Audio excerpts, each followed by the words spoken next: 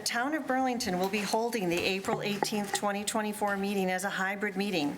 The governor issued an executive order on March 12, 2020, authorizing remote meetings under General Law, Chapter 30A, Section 20, and extended by Chapter 2 of the Acts of 2023, including permitting remote meetings and participation until March 31st, 2025. As always, members of the public are welcome to attend this in-person meeting. Please note that while an option for remote attendance or participation is being provided as a courtesy to the public, the meeting will not be suspended or terminated if technological problems interrupt the virtual broadcast unless otherwise required by law. Members of the public with a particular interest in a specific item on the agenda should make plans for in-person versus virtual attendance accordingly.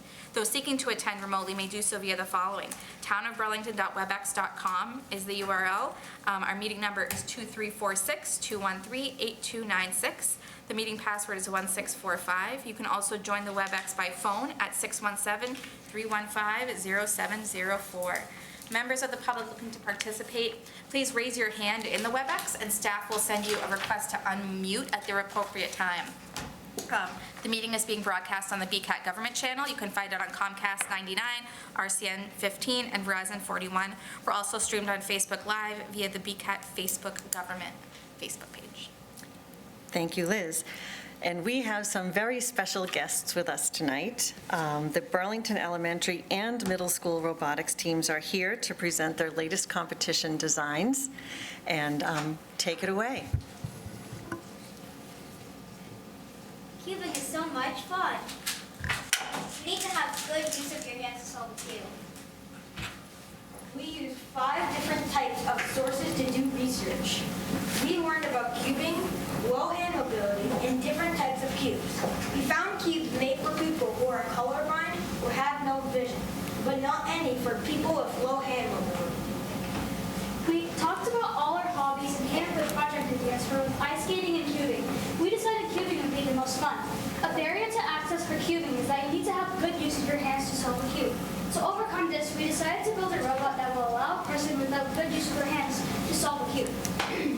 We used MindCuber.com to learn how to build a part of our robot that will turn into a cube. We wrote a letter to the Burlington Science Center to ask if we could borrow 2 spike pine pants if they were. We built the part to flip and rotate the cube from directions. We did not add sensors to solve the cube because we wanted people to be able to solve the cube themselves. We added 3 force sensors to our cube and used art to decorate and label the buttons. The force sensors allow a person without the use of their hands to turn into a cube. We wrote all the code ourselves to execute 3 commands: rotate, flip, and turn bottom.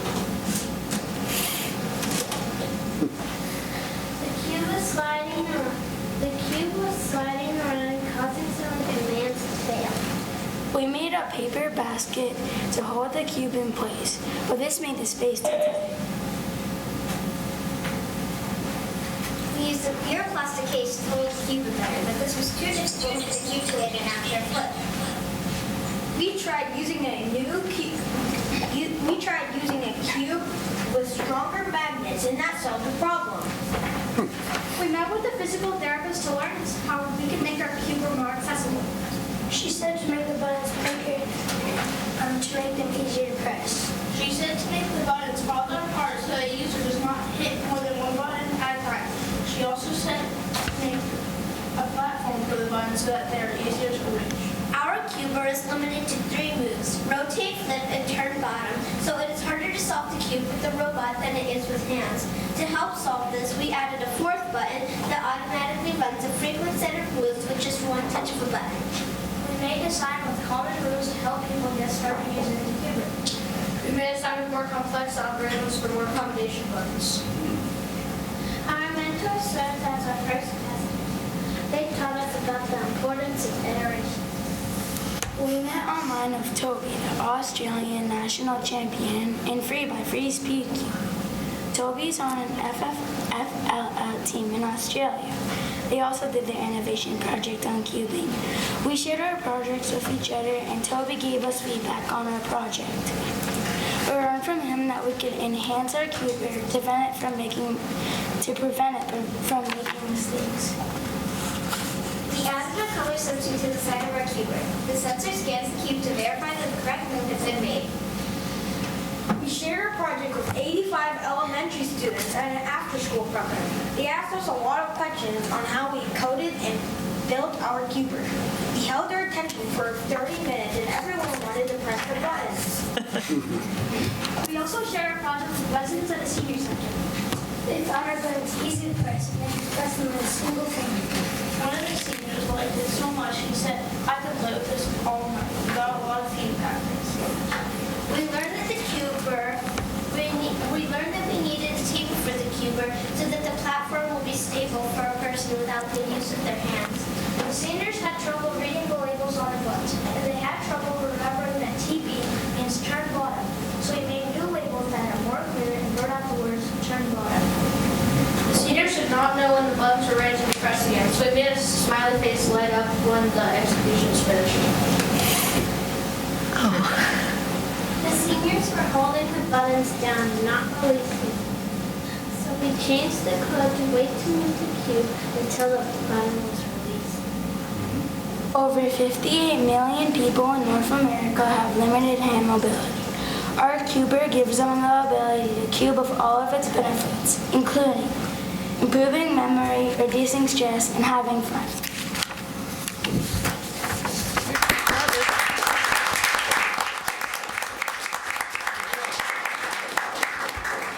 Wow, I'm so impressed. I'm going to see if any of my other board members want to speak before I do. Anyone have something they want to say?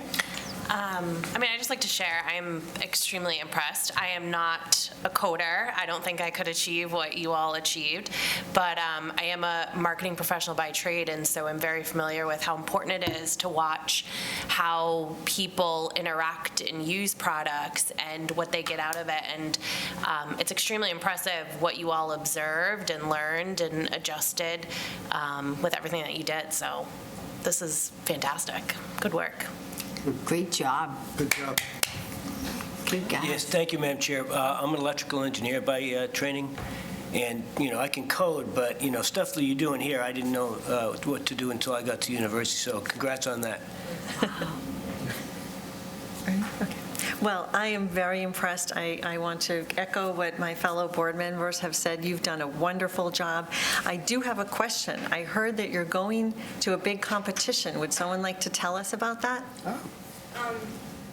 Yes? So I got invited to a tournament in New Jersey after a state's tournament. Uh-huh. And it's like a big tournament. Like one out of like a lot of teams in a tournament gets to it. Like two in a lot of teams gets to go to this. So it's going to be like really hard and exciting. That's terrific. Congratulations. Congratulations. Well done.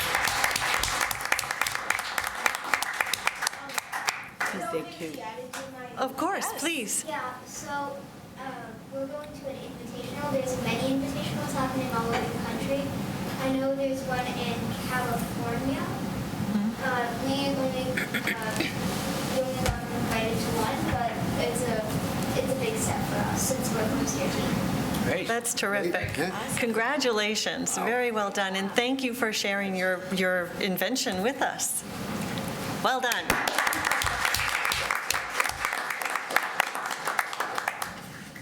So I hear there's another team to present as well. Am I right? All right. Thank you again.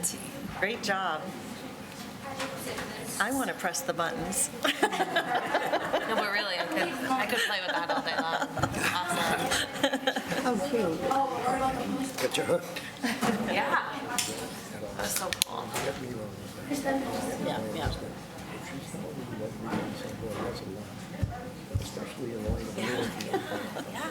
I mean, it's amazing, like the things you don't think about until you actually like observe it. Yeah.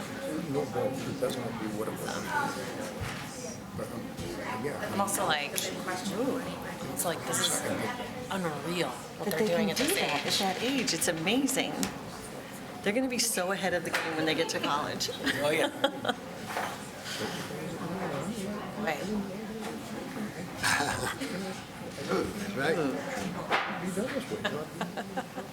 All right. What if they tell you to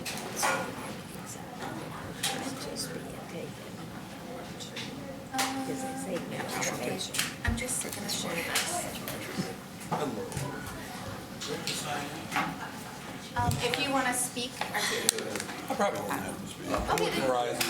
oh, okay, please. Yeah, we're not there. Yeah, don't worry. Great, thank you.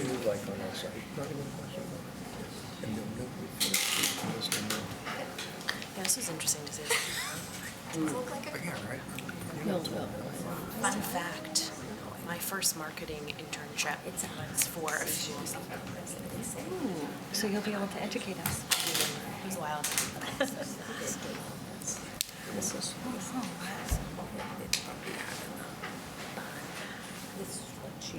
Hi, everyone. So thank you again for coming, and maybe you can explain to us what your team is called, and then show us your invention.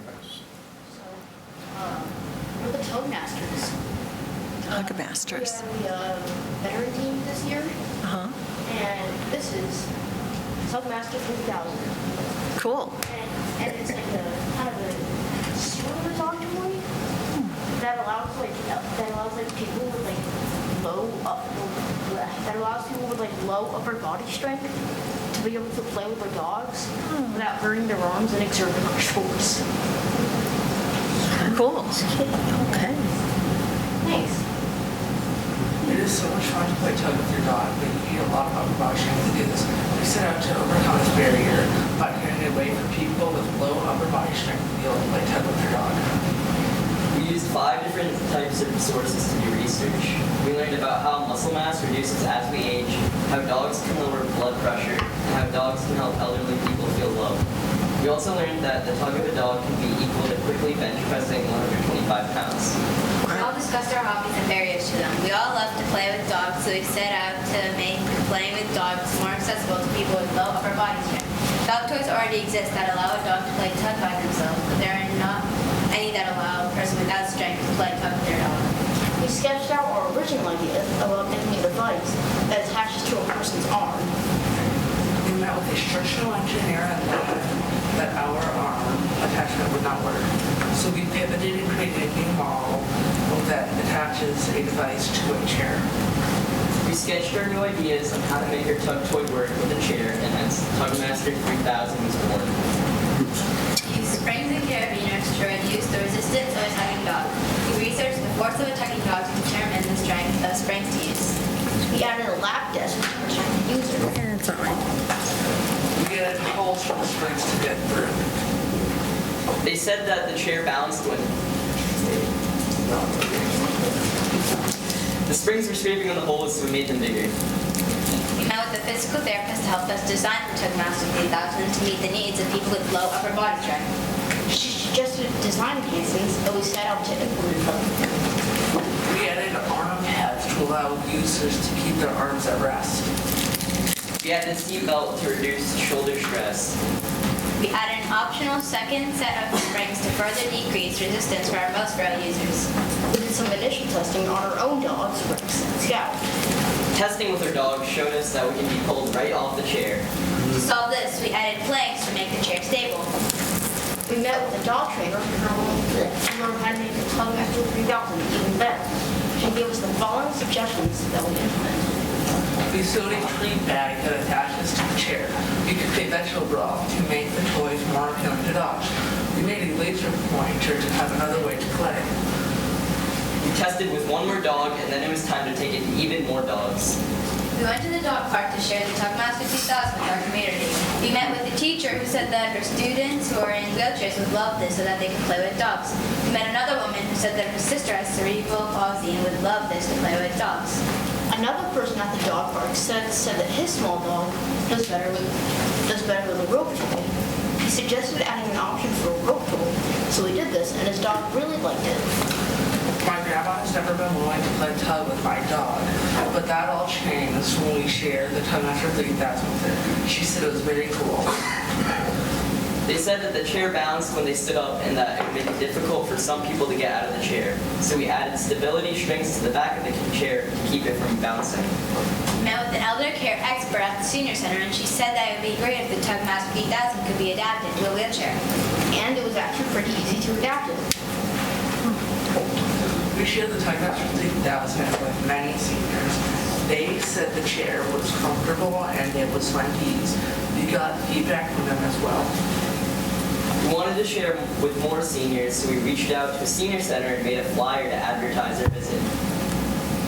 Almost all of the seniors said that the lap dust rubbing on their legs would cause them pain. We tried to make a hinge for the lap dust, but that didn't work, so we built a stand to make it secure and not rub on people's legs.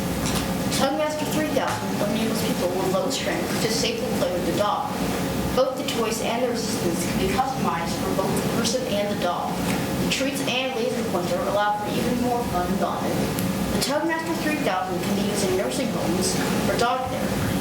The Tugmaster 3000 has already brought joy to many people and dogs. In our community, it will be a benefit to over 20% of the U.S. population. Just like the love of a dog, the possibilities are endless.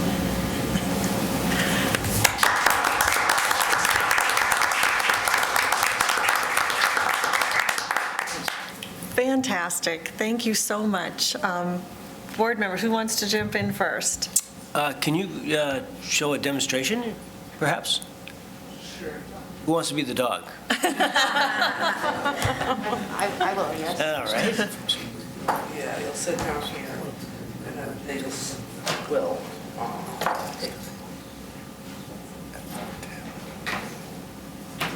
Oh, wow. Wow. Very good, thank you. Yeah, in case you didn't notice, this thing back, this is a seatbelt. Okay. It's kind of closed right now, but, yeah, it's kind of closed shut right now, but this would be used normally. Uh-huh. Great. Great, thank you, Madam Chair. Thank you. Anyone else? It's amazing. I know that pet therapy, dog therapy is widely used, not only obviously in hospital settings, but certainly with seniors. So this is great to kind of think about, you know, how our aging population can continue to find joy. Good work. Yes, I think you've done a wonderful job. I like that you were always thinking about how this would work for your intended audience and how you were willing to make adjustments along the way to make it better. It's a great way to learn by showing it to other people and seeing what they like and then pivoting and making changes. That's not always easy, and I think you did a great job. Anyone else? Okay, so are you also going to the competition? Yeah. Great, great. When is that? It's sometime in May. Yeah. Well, I hope, I know, yes? us and the Cubers Uh-huh. have actually been like together in like the same competitions Oh. for like this entire season. Well, that's terrific. Good job. I hope that you will write to us and let us know how the competition goes when it's over. We'll be rooting for you. Okay? Thank you.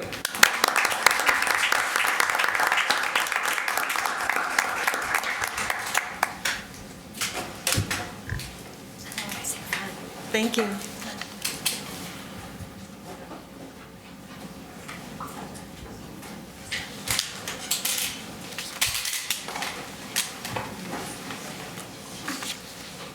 And good luck in your competition, too.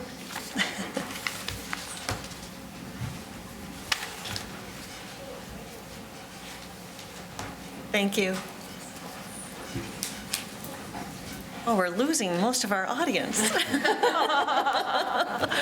Thank you. Bye. Okay, next up on our agenda is board reorganization, but this agenda item will be postponed because we do not have a full board tonight. May I have a motion? Madam Chair, I'd like to make a motion to postpone reorganization to the meeting of May 2nd, 2024. Second. All those in favor? Aye. Opposed? Abstain? Okay, so that's 6-0. Next up on our agenda is public participation. Is there anyone in the audience or online who is here to speak on an item that is not on our agenda this evening?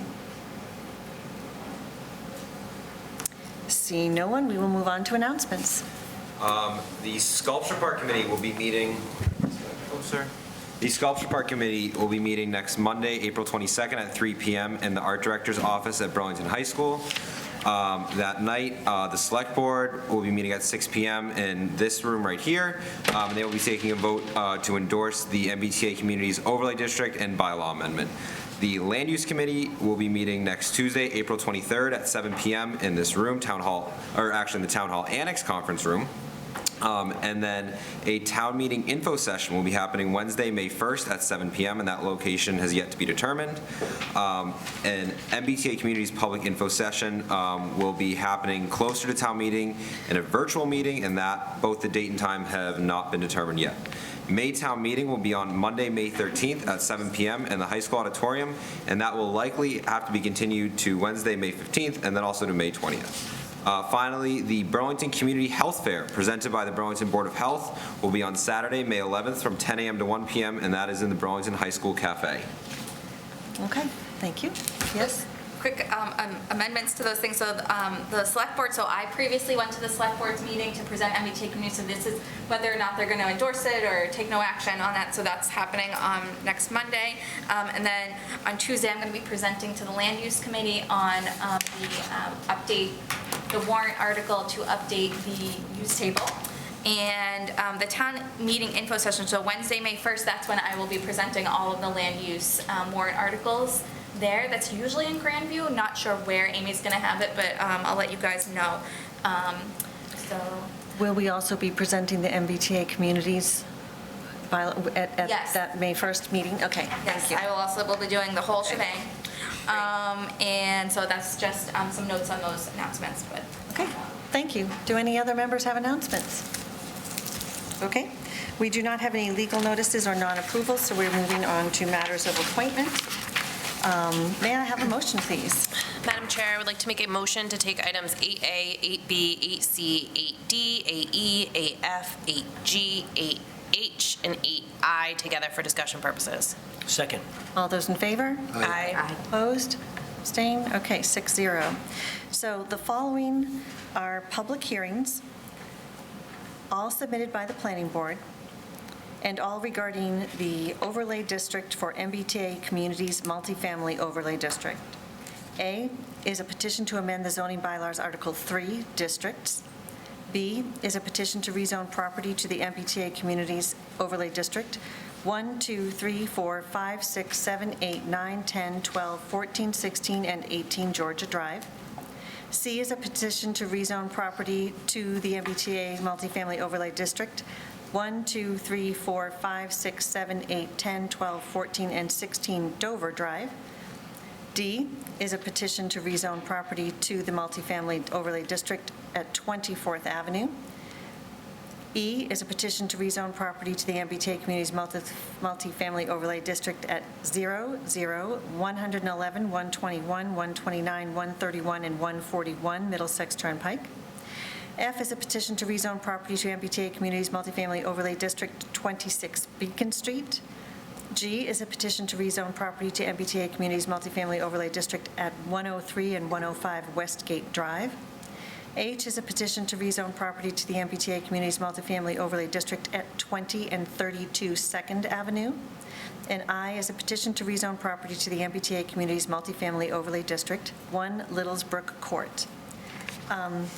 Before we move on, actually, I think you're going to say what I was about to say, so take it away. Sure. So I know that, we previously voted on this in March. Since then, the packet of the warrant article and the bylaw amendment was sent to the AG's office, the Attorney General's office, Municipal Law Unit, for their comment. Now, usually they don't provide comments on anything that hasn't been voted on by town meeting. But because the MBTA Communities is such a behemoth in terms of the state, and there's a lot of moving parts, and everybody's trying to get through it all at the same time, the AG's office has stepped up, and so they did review our bylaw amendment and what we're proposing to add to the bylaw. They had two changes, really, major ones. None were major, but they had two comments for us, and most of them regarded definitions, where the definitions in our bylaw either didn't match or were too restrictive for what they were looking for in the MBTA Communities Overlay District. And I can show you guys, I put it in the staff report, but I can bring it up here. And so I'll make it big so everybody can see. But essentially, the first, basically the top, at the beginning, Margaret Hurley, who is the head of the municipal law unit, basically, she was saying that our definition of multifamily, our definition, current multifamily definition says 4 or more units. The guidelines for MBTA community says it has to be 3 or more. The second portion that was changed was she was talking about how our definition of family was too restrictive for the MBTA communities to be in compliance with that. So we changed that. So our solution to this, to make it easy for the state to review and comply with it, and to not have to kind of speak about the changing the definitions for the whole bylaw, we added a separate definition section in the MBTA communities overlay district. So we added right here our definition section. So, we took a definition of family from, I think Middleton had a pretty basic definition of family, and then multifamily dwelling, we made it comply with what the state required. And I think those were the 2 main changes, but I think it was really great that she was able to get back to us in such a short amount of time. And, I think from her eyes, it's kind of, the first step to say, hey, this language works, it should comply, and now it's kind of up to the state to kind of really dig into our compliance model to see if that makes sense. What we submitted, it did all add up, but they have to go through the process. And I don't know, Lisa, if you had any other comments on kind of what the state said. And no, I think that Liz is right, and the reason we wanted to re-advertise it is because of the change of definitions. I think it's important, and we didn't want any question that it wasn't advertised properly. So essentially, the only 2 changes you're looking at are the definition of multifamily and family just for these provisions, not for the entire bylaw. And as far as EOHLC's review, I don't know when we're going to hear back from them, right? They want this all done, but they have a 90-day time limit to review it. So the important thing is that the AG, when it goes back to them for review, it should be all set. So. Okay, so is it fair to glean from this that our chances of this law being approved are good? By the AG, for sure, but the AG is very clear in their emails, so I've done this for all of my communities, that their approval is not an EOHLC approval, right? So from a zoning perspective, and I think that's why they're trying to get ahead of this, is that if EOHLC approves it, they don't want to be the ones kicking it out and having you to redo it. So they're trying to do this in advance. And so from an AG's perspective, the answer is yes. Okay, thank you. You're welcome. One other thing I wanted to ask staff before I turn it over to comments for the board. We had discussed that there are some other communities that have received full approval. If you could give us a brief overlay about how similar or dissimilar they were to what we're doing. Sure. So I can actually show a map. So there is a let me make sure that it's up on, that's the correct tab. I shut it. Boston Indicators has a map of all the communities that are in the MBTA overlay. I didn't mean to put you on the spot that way. I just meant that there are some that are local to us who have received approval. Yes, so Bedford recently passed theirs at their town meeting earlier on, and they're concentrating it in their kind of town center. There's an area next to where I think, the TJ Maxx's or the Marshalls is. So it's all kind of in that area. There's no open space. It's all land that would also have to be kind of bought or redeveloped. And there is some multifamily in that, so that's one thing.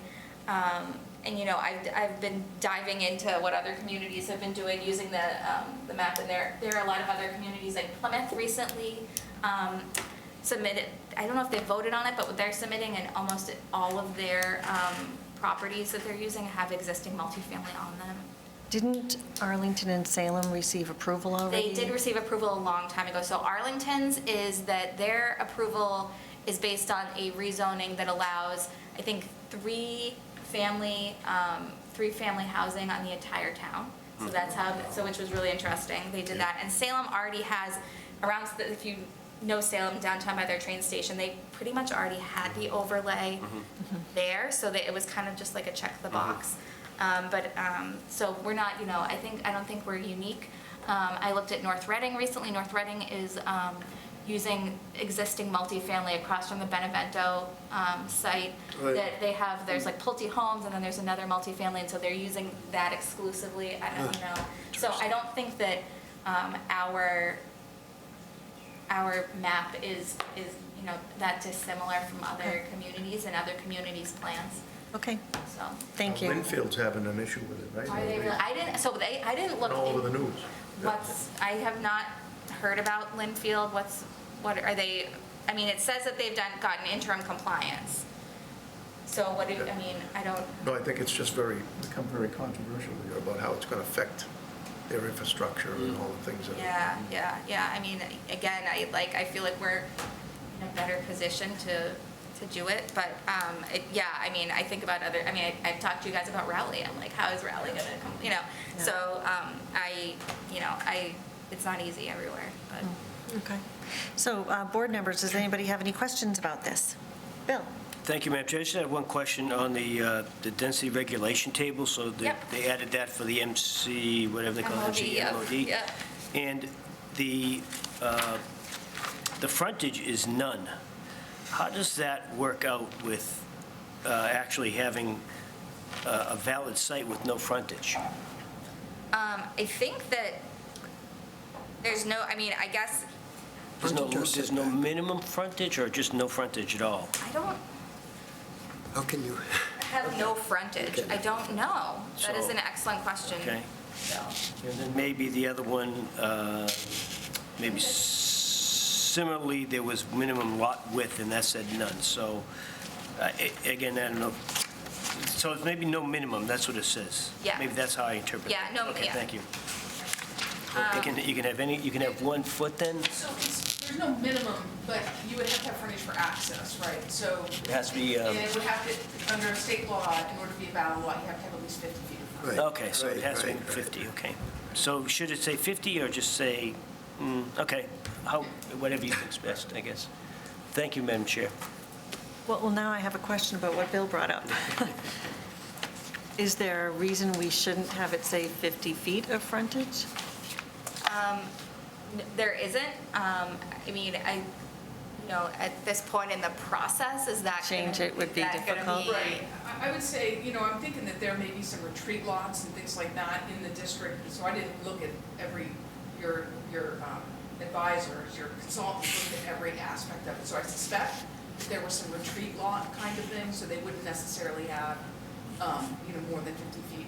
I think if you want to look at it later and come back to the fall and amend that, maybe you do that. But at this time, since we've already re-advertised it once, and we wouldn't be able to do it for town meeting, I would suggest that we not do that. Okay, thank you. Any other questions from board members? Ernie? A question for staff. Since this multifamily definition is different than in our general bylaw, should we consider changing our general bylaw to the same or I not? think that's a great question for a future town meeting, but I don't mean now, obviously. Right, no, I think it's definitely worth a conversation. I know that was brought up at the land use committee, and I'm fully in agreement, but I think at this point, I think they should be the same. Because otherwise it's going to get confusing. I agree confusing.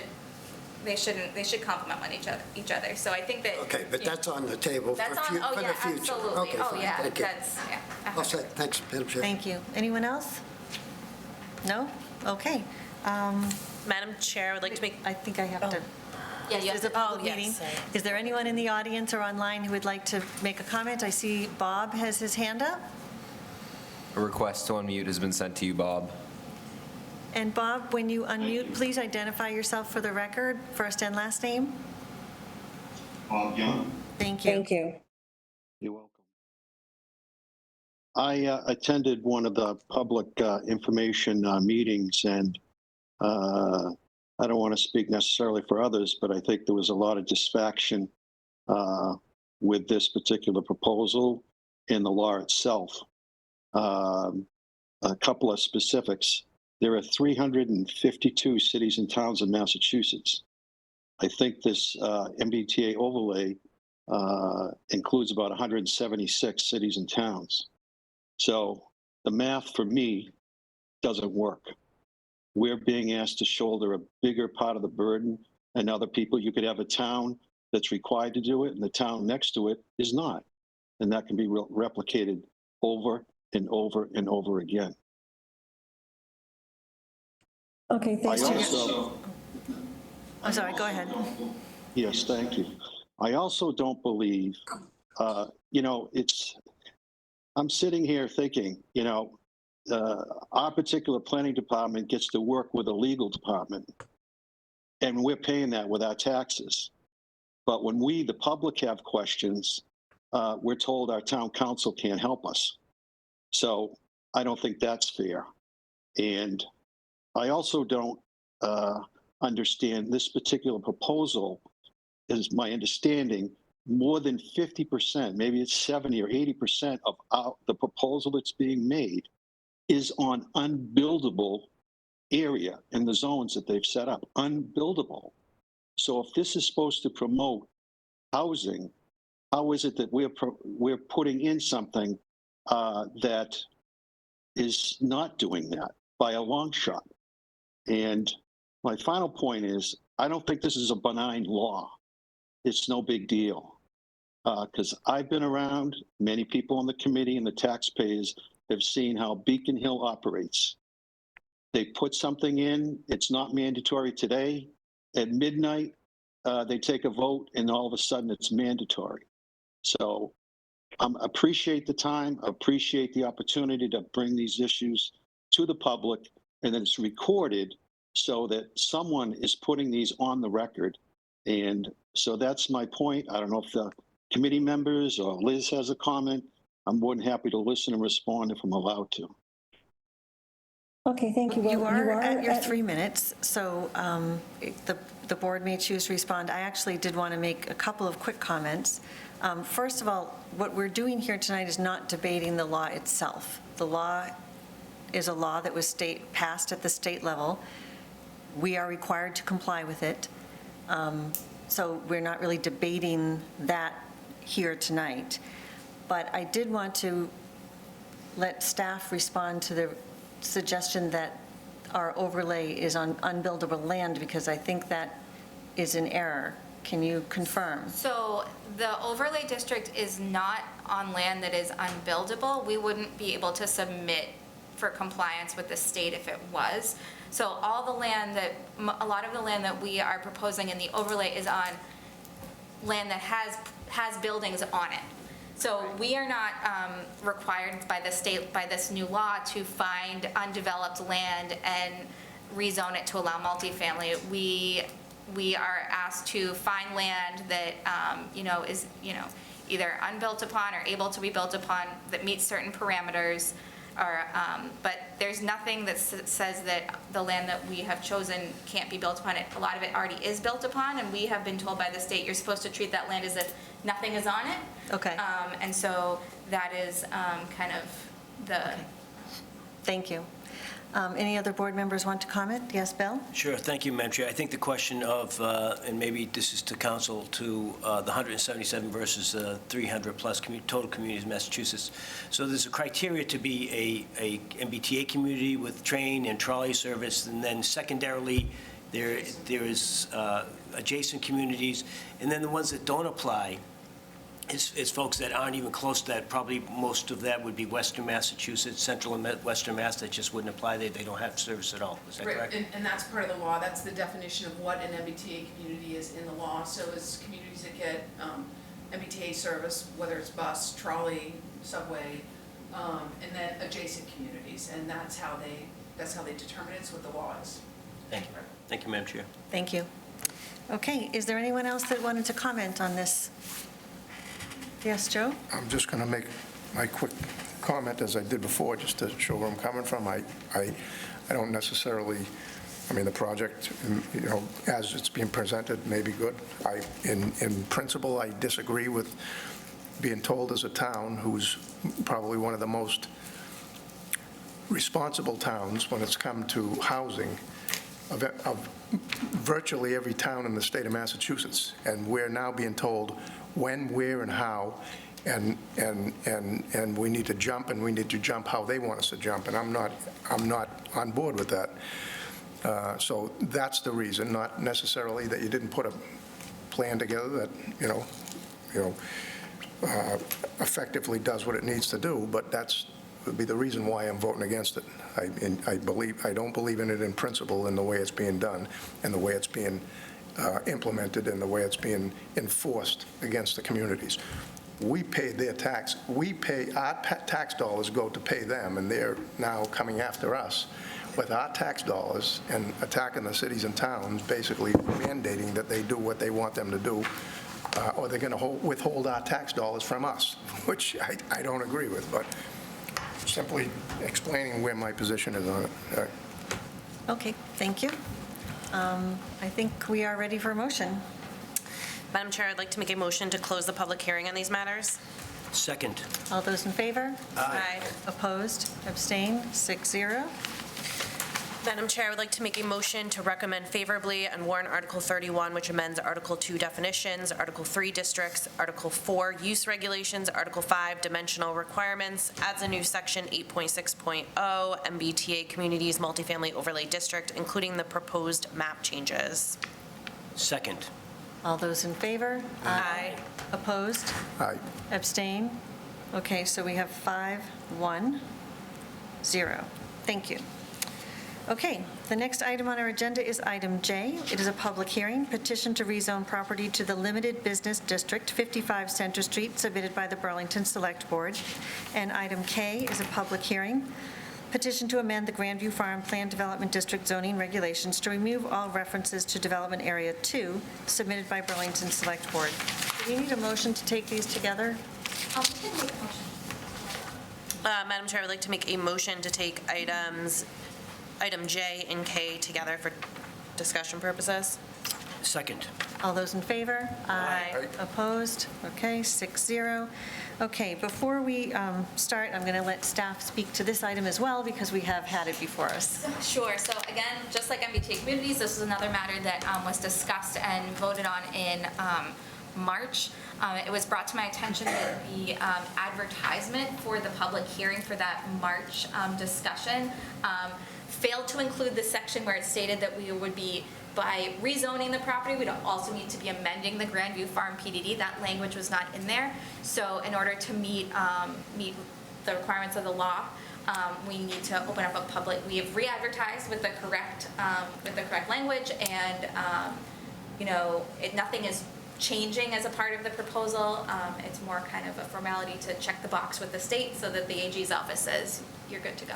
Okay, thank you. So it's my understanding nothing substantive had changed at all. This is just that it was advertised incorrectly, and we are re-advertising, voting on the same thing we already voted on, correct? Okay. Does anyone have any comments that they want to make before we re-vote? Yes, I'm sorry, go ahead. I do just want to clarify. So Yes. you discussed the map change before, and what was re-advertised was the language change in the PDD, which essentially just removes the District 2. That's all. Thank you. Thank you.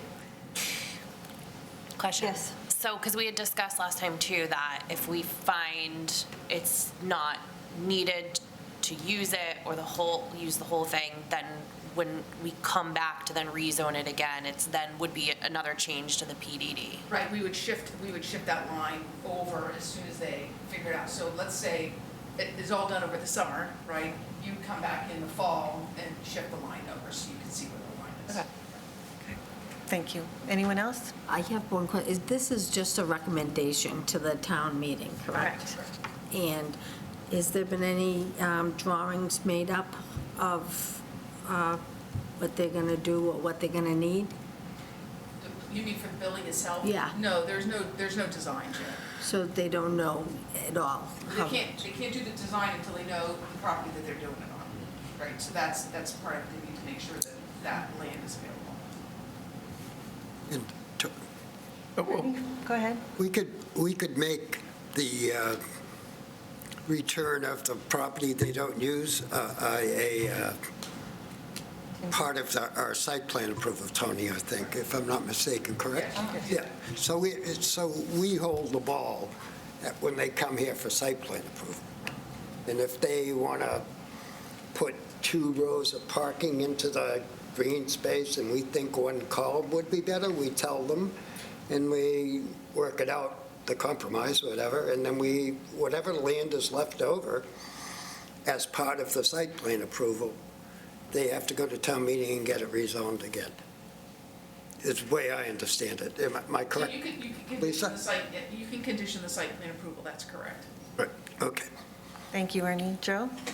I was actually at a function last night, and I got approached by a lot of people, and seemed to have the feeling that there were actually plans to have an exit or an entrance or whatever through the Grandview, through the field.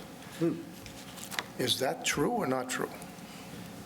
The property is intended to have two ways of egress. So, Caleb, do we have that part of, is that just the warrant article? This is just the warrant article that I pulled up. All right, so, again, it's a conceptual plan, so it's not even close to being designed, but under the plan that we were provided, there would have been an entrance to a secure parking lot on the side next to the library, as well as another exit on the back side of the building to Center Street. So through the field? I would say more alongside the building as opposed to through the field, but yes, on that side of the property. All right, well, the understanding out there is, and I'm not sure how everybody knows about it, and we never got told about any of that, to be honest with you. That just, I guess it's already been discussed, but I just don't understand why, now you've got one entrance now, I drive by that site, I don't know how, can't even tell you how many times a day I drive by that site because I live right near there, and I've never once seen an issue with cars being clogged up in the entrance or the exit or any kind of a dangerous situation or any kind of an accident there or even two cars in there at one time, and now we're going from one entrance and exit to three? Can I? That would be part of the site plan review, right, Madam Chair? So, right, this is merely a zoning. I get it, but the zoning they're talking about is going to include some of the site plan. So how can we discuss whether we want to rezone a property if we don't know whether the site plan is going to affect it or not? Well, okay, what Caleb has pulled up on the screen is what I would call a very rough preliminary plan. It is not finalized. When this comes, if this passes with town meeting, it will come back to us at site plan. And you can see there's really sort of one row of, I'm not exactly sure where the line is. Some of the parking lot extends into that space. That will be negotiated when we get to the site plan process. We're going to have a say in that. This is not final. Where the entrance will be, we will also be negotiating when it comes to site plan review. So I think the reason probably administration was hesitating to bring this forward is because it's not final, and they don't know if they're going to need more, less. They probably, from the looks of this, I don't think they're going to need any more.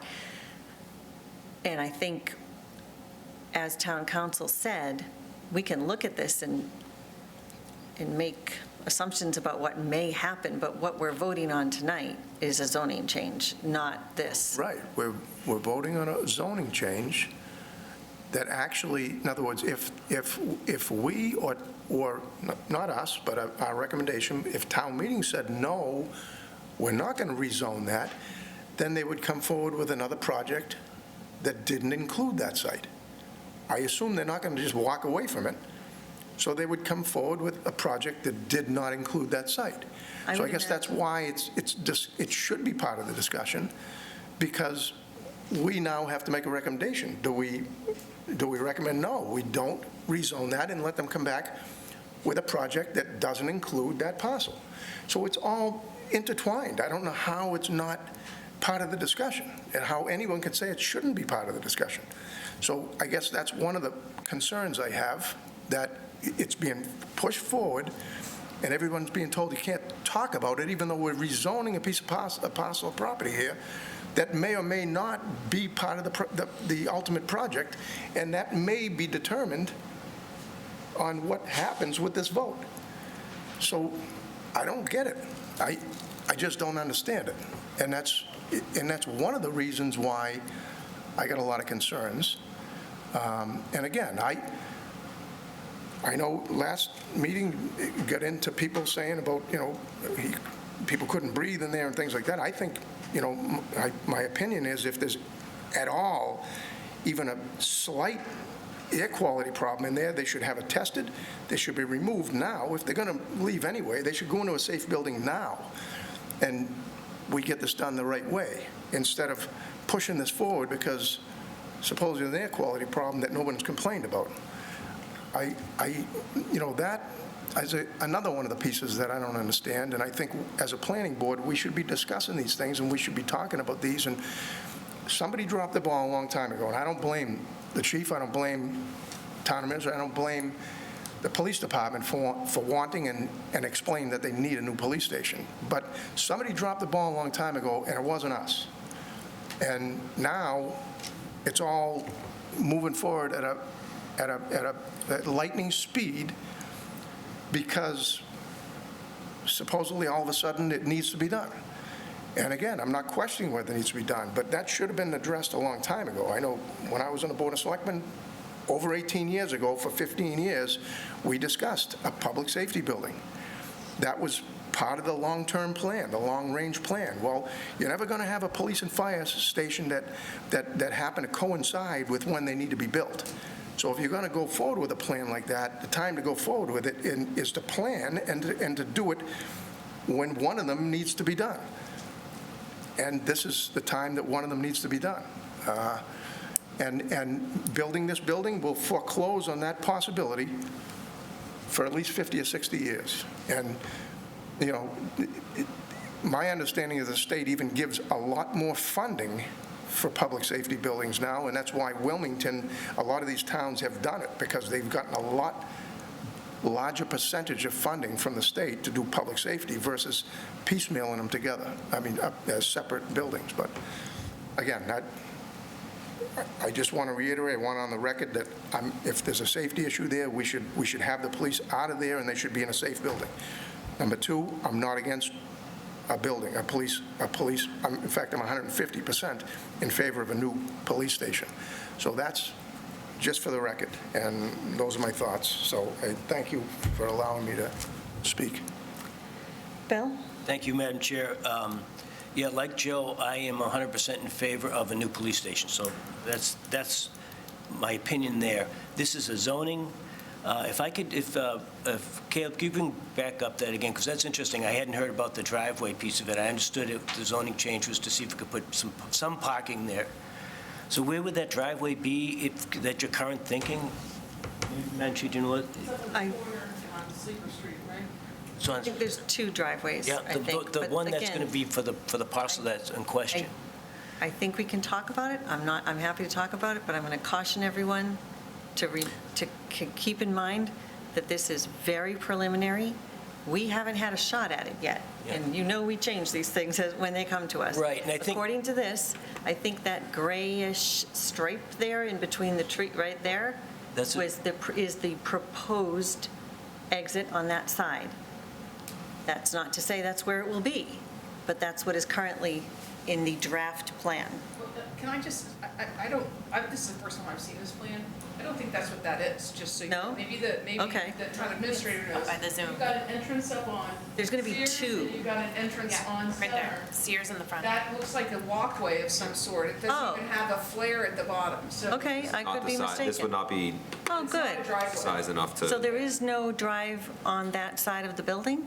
I would just say, again, it hasn't been designed yet. Okay, But yes. the architects have informed us that it's very desirable for a public safety facility to have two means of egress from a parking lot. For example, let's just say a wild story, and a dump truck crashes in front of one of the entrances, and there's emergencies, and the vehicles need to get out of the back parking lot so that there be more than one way to get in and out of parking facilities. Thank you, Madam Chair. And I guess to Mr. Impemba's point is that I think it's very important to the question here of what we're going to do with that parcel and how much, if it's going to be for parking or if we're talking another road there.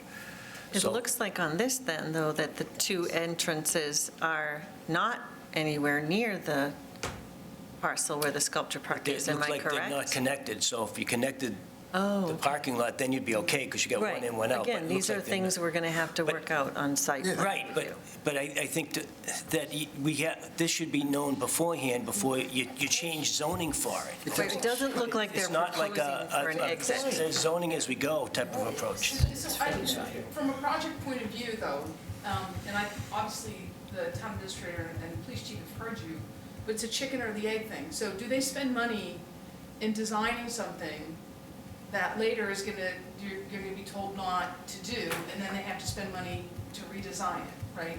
So I think that that's part of the issue here, is that they have to design this, but they have to know what area they're looking at to design it. And they. Madam Chair, is the town council advocating for this project, or are you just here to answer questions? I'm not sure what the town council is here for then. I would like to hear. Explain the process. Well, that's all. no, I mean, they can explain the process. It seems like you're advocating for the project versus answering questions. Madam Chair? Yes, sir. Just one maybe point of clarification. I think maybe the big thing we're all forgetting is they cannot build the building without site plan approval. Thank you, And Ernie. they can't, the place to get site plan approval is here. And if the majority of the members decide that there shouldn't be a parking space on the right-hand side, then there's no parking space on the right-hand side.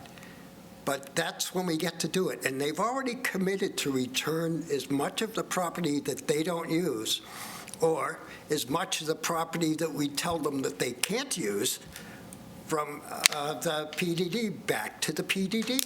So what's the big problem? I really don't understand. Maybe it's my age. I'm sorry. So I understand both viewpoints, and I understand that this is unusual. If this were some company coming to us asking for a zoning change and they didn't have a plan, we would tell them to go back and come back with a plan. I am giving some grace in this instance because this is the town. They're us. This is for the betterment of the town. I look at that very preliminary plan, and it appears to me that through our site plan process, we will be able to greatly reduce the amount of land that is taken from that parcel, possibly might not even need it at all. But we can't get there unless they come to us with a site plan. And I think. We can't bring a plan forward, like, and then if they say we need more, they couldn't bring a plan forward prior, like, just to show us what they're thinking and saying we need this much? We can't get the architect to build anything to show us what they exactly, Options. what he Some needs? options? Like, if the police chief says, I would really like this, and I want it like this, and we really get a look to see what he wants so that we can, he may not end up needing it but I'm saying, why can't they just bring that plan forward? Like, have the architect, he can't do any designs prior? Well, I think what we have here is a very preliminary design.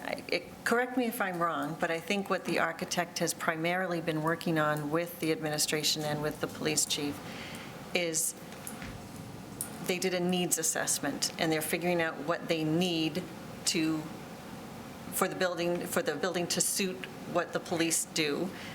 And they spent an extensive amount of time doing that, and I think that has been the focus more than exactly how much of that piece of property will be taken. And as I said, I know that this is unusual.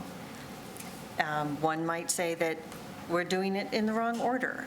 I am choosing to give grace to the administration and the police department because I trust that they're going to give that property back when they don't use it, and that we are going to do an excellent job with site plan review and make sure that we use as little of that property as possible. But are we doing something that we don't even need to do because we don't know the plan? Why don't we see what he needs? My suggestion, and this is where I'm getting at, is my suggestion is I love the fact you come in with what you think is your be-all, end-all plan, right?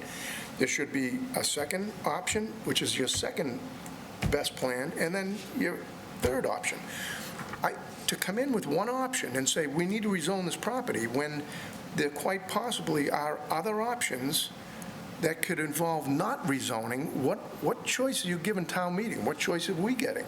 We're not getting any choice. I'd like to be able to look at it and say, okay, there's three choices. One of them is, now, I think the piece we're keeping, and I understand what Barbara said, I get it, it's our police department, we should be cutting, but we also need to understand here, this is unique, because that parcel that we're talking about rezoning and the Grandview Farm that sits right next to it was voted on by the town of Burlington, by every voter in the town of Burlington. Not the planning board, not town meeting, not the Board of Selectmen. It was voted on by the town of Burlington in a town-wide vote. That's how we acquired that property, and the town voted to keep that property as open space and to keep Grandview Farm as it is. So now everything we do, it's a little bit more than just saying, oh, we give the grace to the, we cut a little break to the policeman. We need to keep in mind that we're dealing with the town that already spoke, and now we're trying to change that with a handful of people. And when I say handful, I even mean 120 town meeting members is a handful compared to, the number of voters that there are in town. But the reality is, I feel like the right way to do this thing would have been to come in with three plans, one that didn't touch that site, one that did, the one they have, which is their best plan, according to them, one that didn't touch it, and then maybe a lesser plan. And then we all had an option of looking at it and using some logic and using some, common sense and saying, okay, well, maybe we can get away without the major, infringement on the property. Maybe we get away with, giving them everything they need, but not infringing on the property that the town voted to keep. I feel like in that very least, we've held so many. I mean, we've already cut them a break by allowing them to come forward without a plan. I think that really that we should have been given the opportunity to pick between a couple of plans that would work for them. Madam Chair, if I may. My thoughts. Yes, go ahead, Jess. I feel like I'm also with Ernie where I'm kind of confused with the issues here, because we're not discussing a permanent can't go back type of change. We're saying to the architects, here's your option. Guess what? We've heard from the planning board as well as others, we don't want to use this all, but at least to understand for our police who risk their lives every day, this is... Please, we got to stay away from that piece of it, because we all know that this is the best option you can. This is we want to see what the best is, and if we already restrict it out the gate, We just said three. Do you know what? how? Excuse me. You both, no one interrupted when you were speaking, Joe. Please let Jess speak without interruption and without laughing. Thank you. You try not to be sensationalize it. We understand what the police do. We all No one interrupted you while you were understand. speaking, Joe. Please allow Jess to speak without interruption. Thank go you. ahead. Jess? I mean, this is basically saying, we want you to deliver the best option possible, understanding that we are not in favor of this, of you using all of it. We would have actually preferred, I'm with you, Joe, that I would have preferred to see a combined safety building, but that ship has sailed because we know that there would be incremental costs, and we have so many other things going on in the town, that at least now let's do what we can with what we have, what we do own. When it comes to site plan review, we will get those options. We will be able to say, no, we don't want this parking lot sitting in that land. We want to figure out what we can do so we can actually get all this land back as a part of the site plan review, but let's at least give the architects what they need to maximize what the police chief and his staff needs. I mean, I want to see what are the options. I'm with you. I want to see what are the options, but I don't see the issue with seeing the options at the site plan review, and we still can very much say, no, that's not happening. Well, I mean, other than the fact that it's literally, you're taking an action to rezone a parcel. Like, I think to make an educated decision on that, we should know that if there are other options, there are other options. Okay. Right? How do you make an educated decision on whether we should rezone a parcel, a historic parcel in the center of our town, if we don't have all the facts? The facts being that, yeah, they can do it this way. It might not be the Cadillac of what they believe they need. It may be something that they can absolutely live with, and it is an option. So we do have an option. We know ahead of time before we rezone that we do have options. Okay, thank you, Joe. We've heard you. I think everyone has heard you. Any other board members want to make a comment before I open it up to the rest of the room? Okay. Is there anyone in the audience, either in the room or online, who would like to speak on this matter? Mr. Espaillo, please come forward.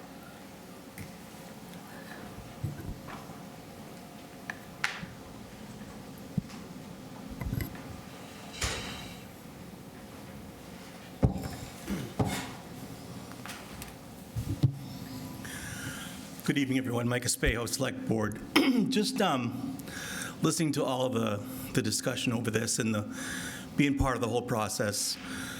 While I'm here in front of you, gentlemen and ladies tonight, I would love to see for our town to try and find a better way to plan more long range for some of these projects and get all of us together with the schools and the municipal buildings and whatever we need to build. I don't know if that's a committee or a subcommittee of groups from every board, so we don't end up in this situation. And I think as a town, we've got to do better at making long-range, long-term plans. And I'm obviously in full support of the police station. I know it's a great need. We've got to get it done. But going forward, especially with, I'm very nervous with how we're going to afford all these projects and all these needs. And I always wonder, how do we get here? And I guess the best thing in life is just forget about the past and make the future better. So I'd like to ask, the planning board, and I'll go back to my board and I'll talk to the school committee, if we can get together with some type of, building planning committee or future needs of capital needs committee or whatever it is, I'll sit on that. Actually, Building master plan. Yeah, exactly. I'll sit on it. We'll get together and really just work out the next 10, 15, 20, whatever you want to do years, so we move forward smarter, more efficiently, and we don't have this kind of friction when trying to build a police station or a school or whatever it is. I think we can do better, and I want to be part of it, and I'd love for you guys to be part of it with us, and we'll get the schools, and we'll get rec, and even with the rec, like the field master plan, we need to do better as a government working together. I feel we're too siloed, and working together to get these things done more efficiently. Thank you, Mike. Actually, I wanted to take a moment because Liz has been talking about this, and I wanted to give her a chance to propose what she's been talking about, because it's right in line with what you're talking about. Yeah, so, I think, when this first came up, a facilities master plan for the town. I think, hiring, and I know that the town meeting did one. I think Ernie said, 10 or so years ago, and they did it themselves, which was amazing that they took that on.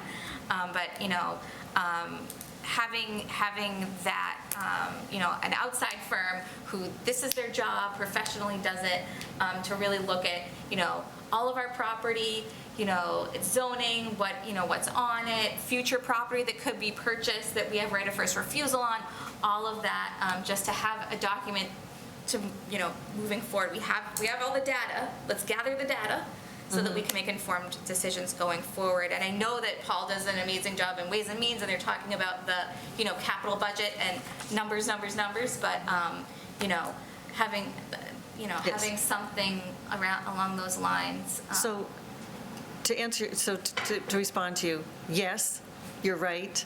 We would like to work with you on that. Absolutely. That's all I had. Okay. Thank you. Thank you. Yes, come forward. Thank you, Mr. DiTucci. We know who you are, but please state your name for the record when you get here. Who is that? We don't know who he is. Dan DiTucci, Precinct 6. I'm not going to talk about what we should be doing in the future, because let's get this project out of the way.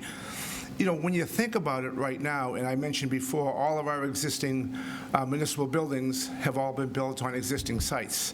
So this is not like a site, for instance, that we have a 100-acre site, and we want to put a police station there, and we don't decide where it's going to go. The rendering is there now.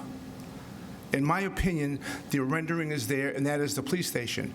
There's only so much land there. We already know what size the building is going to be. This is not something that's going to make a big shift. You understand what I'm saying? It's not going to be, what you see is what you get. We're going to make it more efficient. We're going to make it easier to get in and out. We're going to have, like the chief said, a growth factor built into it. But, I understand that you need to have that plan in front of you, and Barbara's been right. No matter what comes forward, it's going to be scrutinized by the board, and that's it. But again, it's the rendering is already there, okay? If you want to know what's going to go there, it's going to be a police station. Whether or not it's going to be here or another 2 feet over here or 3 feet over, to me, that's not a big deal. This is a municipal building. This is a building that we all own, like Barbara said, and we shouldn't be fearful. This isn't an outside developer coming in that you guys can probably overplan in their opinion and come back and sue us. No one's going to sue anybody here. The chief has already said this is the best site. All of us have been in town a long time. Joe, you too.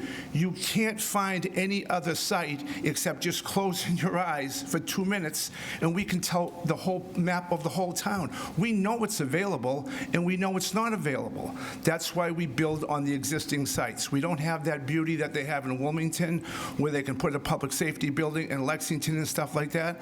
Sometimes I drive by these areas and say, where do they get all this land from, But again, I'm in favor of it, and I'd like to see it go through, and I think it's important to the community. Thank you. Thank you, Mr. Tucci. Is there anyone else online or in the room that would like to speak on this matter? Seeing none, I think we need to vote. I'd like to just remind everyone that we have voted on this before. The only change is the way it is advertised. There is nothing substantive changing between this and what we voted on previously. Madam Chair, I'd like to make a motion to close the public hearing on these matters. Second. All those in favor? Aye. Opposed? Abstain? You're opposed to closing? Yeah. Okay. 510. Madam Chair, I would like to make a motion to recommend favorably on the petition to amend the Grandview Farm Plan Development District and rezone Area 2, location of the Sculpture Park, to the Limited Business BL District to accommodate the construction of a new police station. Second. All those in favor? Aye. Opposed? Aye. Aye. Abstain? I don't know how you voted, Tony. I didn't hear. Are you voting in favor or against or abstain? We take a roll. We're not doing a roll. We're not going to do a vote like No, we're not doing roll call. I have to write down the number and I didn't hear you. That's all. for closing the hearing? No, we closed the hearing. This is voting For favorably on the rezoning? petition to rezone. I'm trying to figure out what the numbers are. Well, I didn't hear what everybody. Okay, we'll do it again. All those in favor? Aye. Opposed? Aye. So 3-3. I want to see that. Okay. Thank you, gentlemen. Thank you. It's just a recommendation. Okay. Madam Chair, I would like to make a motion to take items 8L and 8M together for discussion purposes. Second. All those in favor? Aye. Opposed? Okay. Item 8L is a continued public hearing, application for approval of, application for approval of a special permit pursuant to Section 4.3.2.6, outdoor storage of supplies and equipment incidental to permitted uses, subject to the requirements for location, lighting, screening, fencing, cover, and safety precautions of the zoning bylaws. 1 Bedford Street, ACOM Tishman is the applicant. Item 8M is a continued discussion, request for approval of a minor engineering change. 1 Bedford Street, ACOM Tishman is the applicant. Hello, please. Hi, thanks. Could you please identify yourself for the record? Yes, I'm John Dement. I'm here with Verizon. Okay, thank you. Do you want to speak first, or? Sure. This is minor engineering change. So Verizon, the east coast of Verizon, this actually is going in our, the building that is on the common right next to the Post office. Post office. Thank you. It's our switch station, old switchboard station. And so they are looking for approval to install new fuel cells, and so it's considered a green fuel source, and that it's kind of an alternative to solar panels. And so they are looking to install those on the site. And we are, they're here. Our comments as staff is that we'd like to see them install bollards with that, and then any type of landscaping to kind of make sure that they're. Okay. That's it. Okay. Could you just briefly tell us what it is you have in mind, why you're doing it, and how it will improve your business? Yeah, and I also have the Bloom Energy team on the WebEx today, so they can talk to the mechanics of it all. Okay. It's an initiative for Verizon to get out there and get clean energy for our facilities. You know, we're trying to reduce our carbon footprint. We have a big goal in mind by 2025 and 2030 to keep reducing. And the Bloom Energy fuel cell gives us that opportunity to provide, you know, clean energy. You know, there's no really hardly any emissions from these. They're very quiet. So we think it's a benefit for the communities. I think it's a benefit for Verizon. But I think also if we have engineers on the call that could answer any technical questions. Is there anybody have any real concerns about it? I mean, it's quiet. It's tucked up against the building. It doesn't run like a loud generator or anything like that. It's very quiet. It's like a refrigerator. It really is kind of what it sounds like. And will this provide all the energy for your building? It provides, we try to stay below what our capacity is, about 90%. And when the utility goes offline, this unit goes offline. It's very safe, it's very protected, a lot of safeguards are in place. Natural gas? It runs on natural gas, yep. And it goes through a membrane and it produces electricity. Like I said, the Bloom team can really talk to the technicalities of it. Okay, thank you. Board members, who has questions? Bill? Thank you, Madam Chair. So just from the location, this is in the back of the building with the post offices to the right from what we're viewing here? So it's a one-way loop around, so this is Bedford Street over here, and this is the entrance, and this is the building structure itself right here.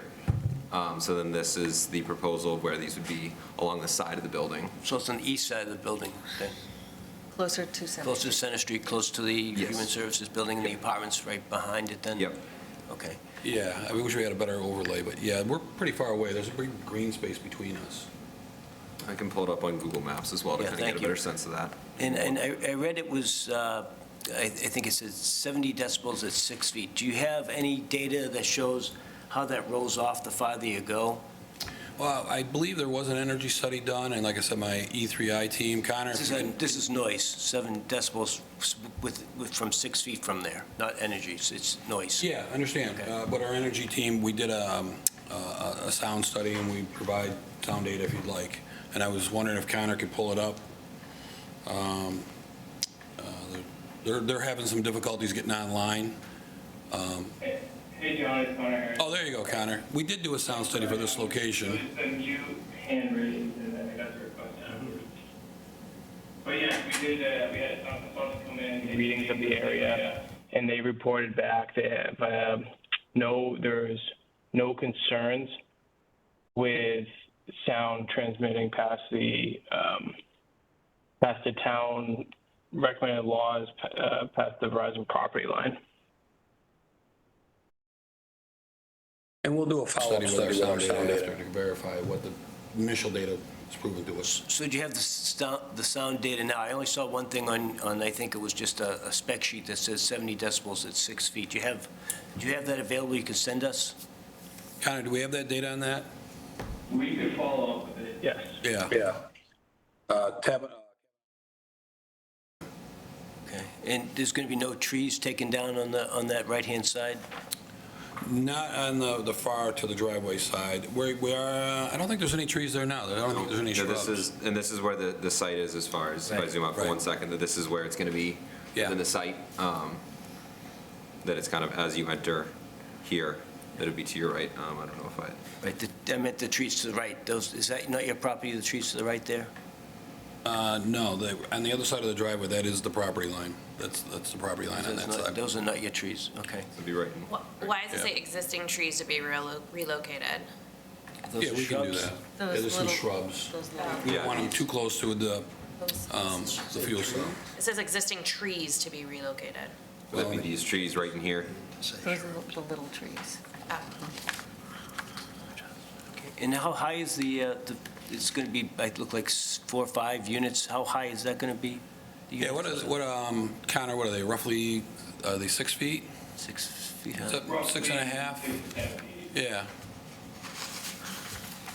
Okay, thank you, Madam Chair, for now. Okay. Joe? So have you thought about any kind of like I know that right behind this building, actually, we put some AC units in here some years back, and it was the neighboring homes were hearing it a little bit, so they ended up putting a sound fence around it. Yeah. I wasn't familiar with that project, but absolutely, we're going to be within the sound guidelines of the community or in the state. Well, I'm just wondering if you thought about even putting a sound fence. They just literally installed a fence, but it was a buffering kind of a fence right around the units, right in the back of the building here. If you walk out, you'll be able to see it. There's just the kind of a sound fence around it that actually muffled it even more, and it took away any little edge that it was creating within the neighborhoods, you know? Understood 100%. I know nobody wants to go out and deal with any sound ordinance problems, and we will take care of it because we definitely address that in many areas. So if it's interfering with some neighbors, we will address that. We've always done that. Can I ask a question as a layperson? 70 decibels. Can you compare that to something else that is 70 decibels that I'm familiar with? Yeah. Is it like a lawnmower? Is it like my microwave? Is it like a refrigerator? Tell me. It's kind of like this air conditioner here today. Greg, are you on? Can you hear us, Greg? Yeah, usually. Hi, this is Greg Worsh from Bloom Energy. Generally speaking, what I would compare it to is a hairdryer. Now, if you look at the plan here, the only units that emit sound are the PM, the power modules in the middle. You'll see to the right, there's AC, fuel power system. You're right, so only PM5s are the actual sound-producing units. There's a very small fan on top, which does nothing more than cool the system. And I would say they're equal to about a hairdryer each. So would it be possible to put a noise attenuating enclosure around these things? Yes. And we'll prove that out with the sound study. And there's quite a few of these installed, Greg, and I don't know if you know all the locations, but we've taken people on tour over by the Stop and Shop in Saugus, and you walk up to it, you don't even know what's running. It's really quiet. It's honestly very not noticeable at all from a noise perspective. It really isn't. It confuses me because 5 hairdryers sounds like it would be annoying to me. My husband doesn't like 1 hairdryer, so I think. I can't say it's violent, but hairdryers is really what it sounds like. And the further you walk away, it's really not noticeable. It really isn't. And, but like it was mentioned, there's other places nearby you can go actually see an existing fuel cell for yourself to see what it sounds like. Yeah, and the sound is going up and not bi-directional. It's not going out. Correct. So I would.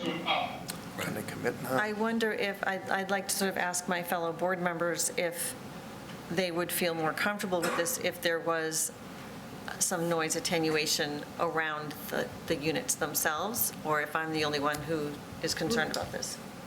I'd actually like to go see where the other sites are, if they're close. Yeah, Saugus behind the Stop and Shop. What's that? It's Saugus behind the Stop and Shop. Behind the Stop and Shop, yeah. Gillette's got a huge bank of them for the football stadium. Greg, I'm trying to think of some other locations. I'll head over to Saugus. But they're around, and you'll be surprised how quiet they are. Okay. Okay. Because the sound is going up. And if the board would like, I could get a more specific listing, in the general area to where you are, if you'd like. Like tomorrow morning sometime, if that makes you more comfortable. We'll check out a couple. Yeah. Okay. Anyone else have any other questions? No, okay.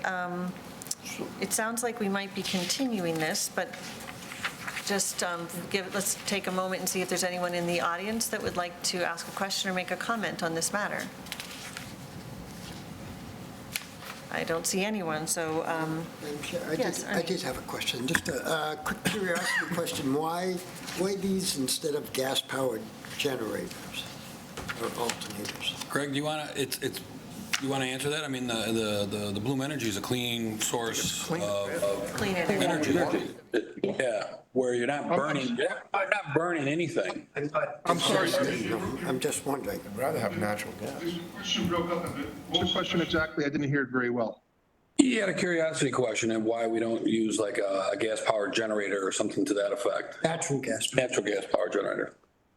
And I was just saying, Greg, this Bloom Energy is just a cleaner process. There's no carbon emissions from this.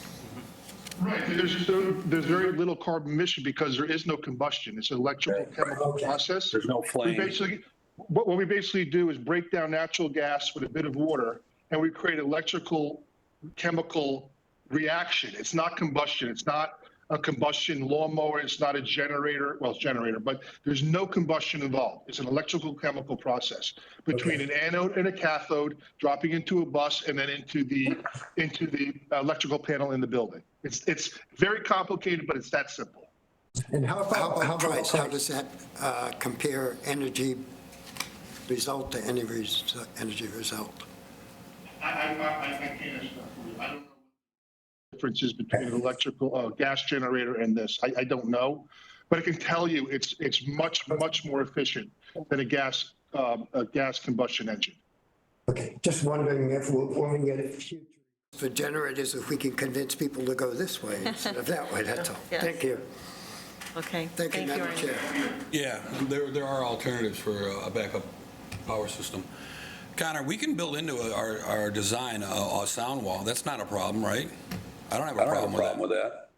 Do we have to unmute him? Yeah, sorry, I'm on mute there.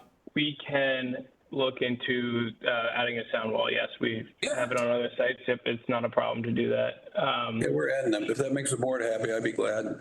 You know. Okay, thank you. So is it the will of the board that we continue this, or is it the will of the board that we move forward with a condition that includes a sound barrier? Madam Chair, I'd like to really take a ride out there, see what we're up against. This is something all completely It new is for new, us, so. very true. Okay. I'll go look at Saga, see how many banks they have, if they have additional places. I'd like to do that as well. I'm fine with that. I did have an additional question, Matt, now that we're talking about that. So does this, and I like the idea of it's a self-contained chemical reaction. Now, the electricity that you're producing now, does that go into a storage battery or storage unit that it runs all the time, or does it run periodically, or? No, go ahead, Greg. I was just going to say, we're consuming the energy that we produce.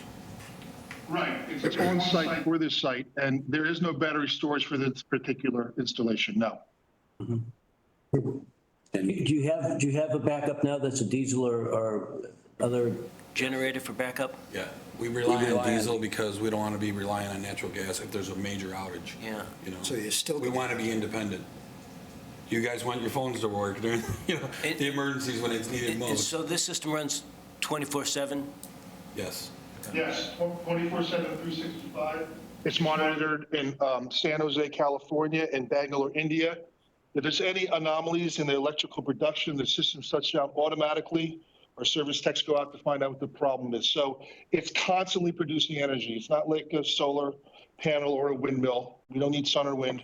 We just need a clean source of natural gas and a bit of water, and we're up and running. Interesting. Thank you, Madam Chair. Okay. Any other questions? Video, too. Yeah, we sent them all. Oh, you sent the video. The video was pretty All right. described.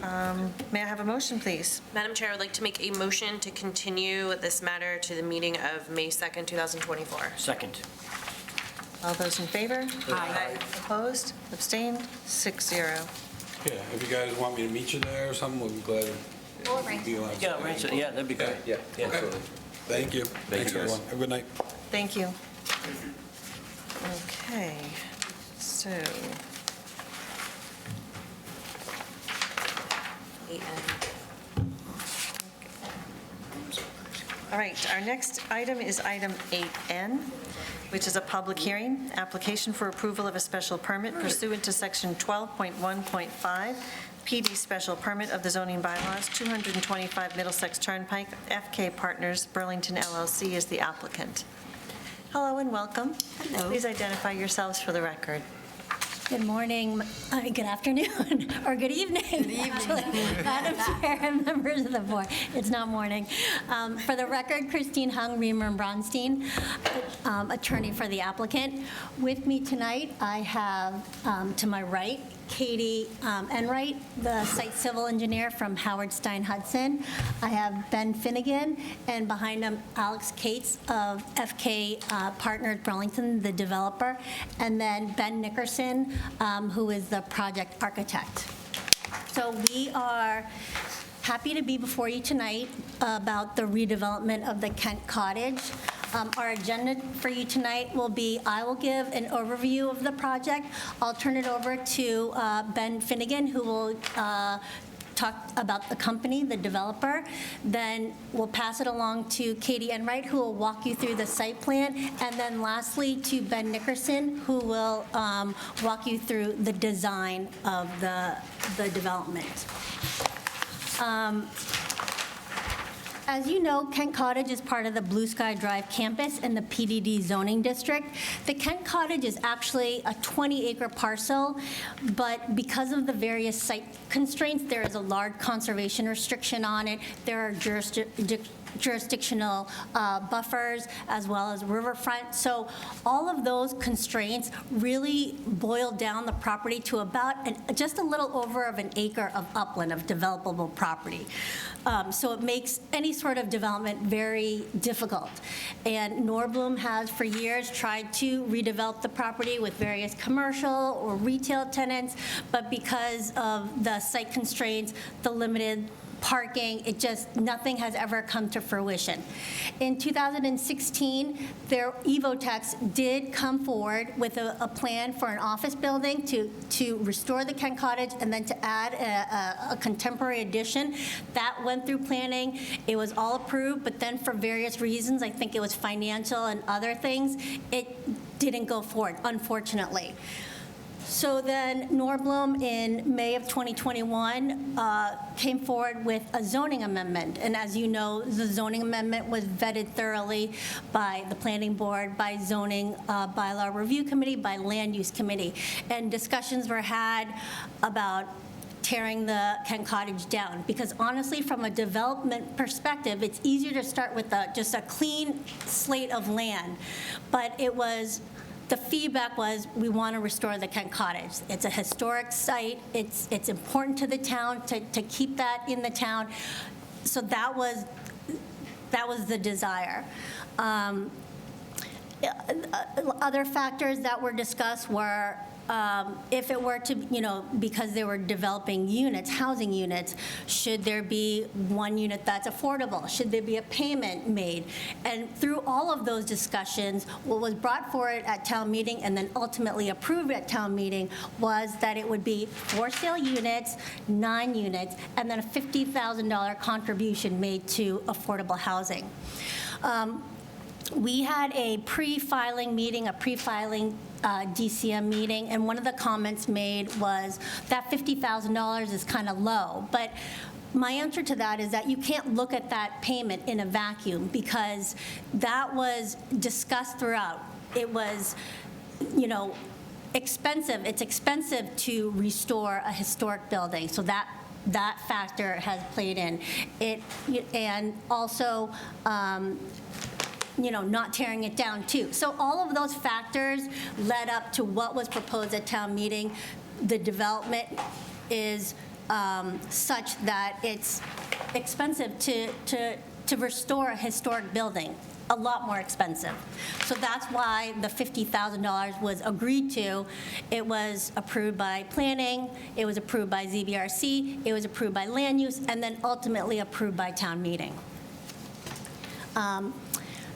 As part of this project, our permitting process, our first hearing we opened up through Concom, and we've continued that to the next meeting in April.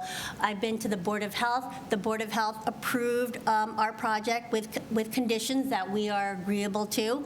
Last night, we attended the Historic Commission, and they're very pleased that we are restoring the Kent Cottage, so that was very positive. And now tonight, we're before you at Planning Board. I know everyone knows where the site is, but just to orient you, you see Middlesex Turnpike bifurcating the land. You see the Kent Cottage kind of on its own little island up at the top. And really what you see in terms of the green area is the developable portion. You see very lush trees, you see the river, the conservation restriction, and none of that will be disturbed. Across the street, you have the Blue Sky Drive campus, soon to be the Broden Vericel, and all of the life science businesses. Next slide. These are the current renderings or view pictures of the Kent Cottage. There's a fire, water damage, it's just really in bad condition. It's been decades since anything was done to it. We really want to restore it. We think that this is a great project, but, you know, we wanted to get approved so that we can go forward with the restoration of the Kent Cottage. They had Chronicle had done a phenomenal segment on that. Oh, yeah, is that Really? the Burlington Retro? Is that the Burlington Retro? No, Chronicle. Oh, Chronicle? Oh, I mean, recently, right? Not too long ago, yeah, not too long ago. Within- Yeah. Yeah, I mean, it's beautiful facility, I mean, really a beautiful. Yeah, and we are really excited to be able to restore it.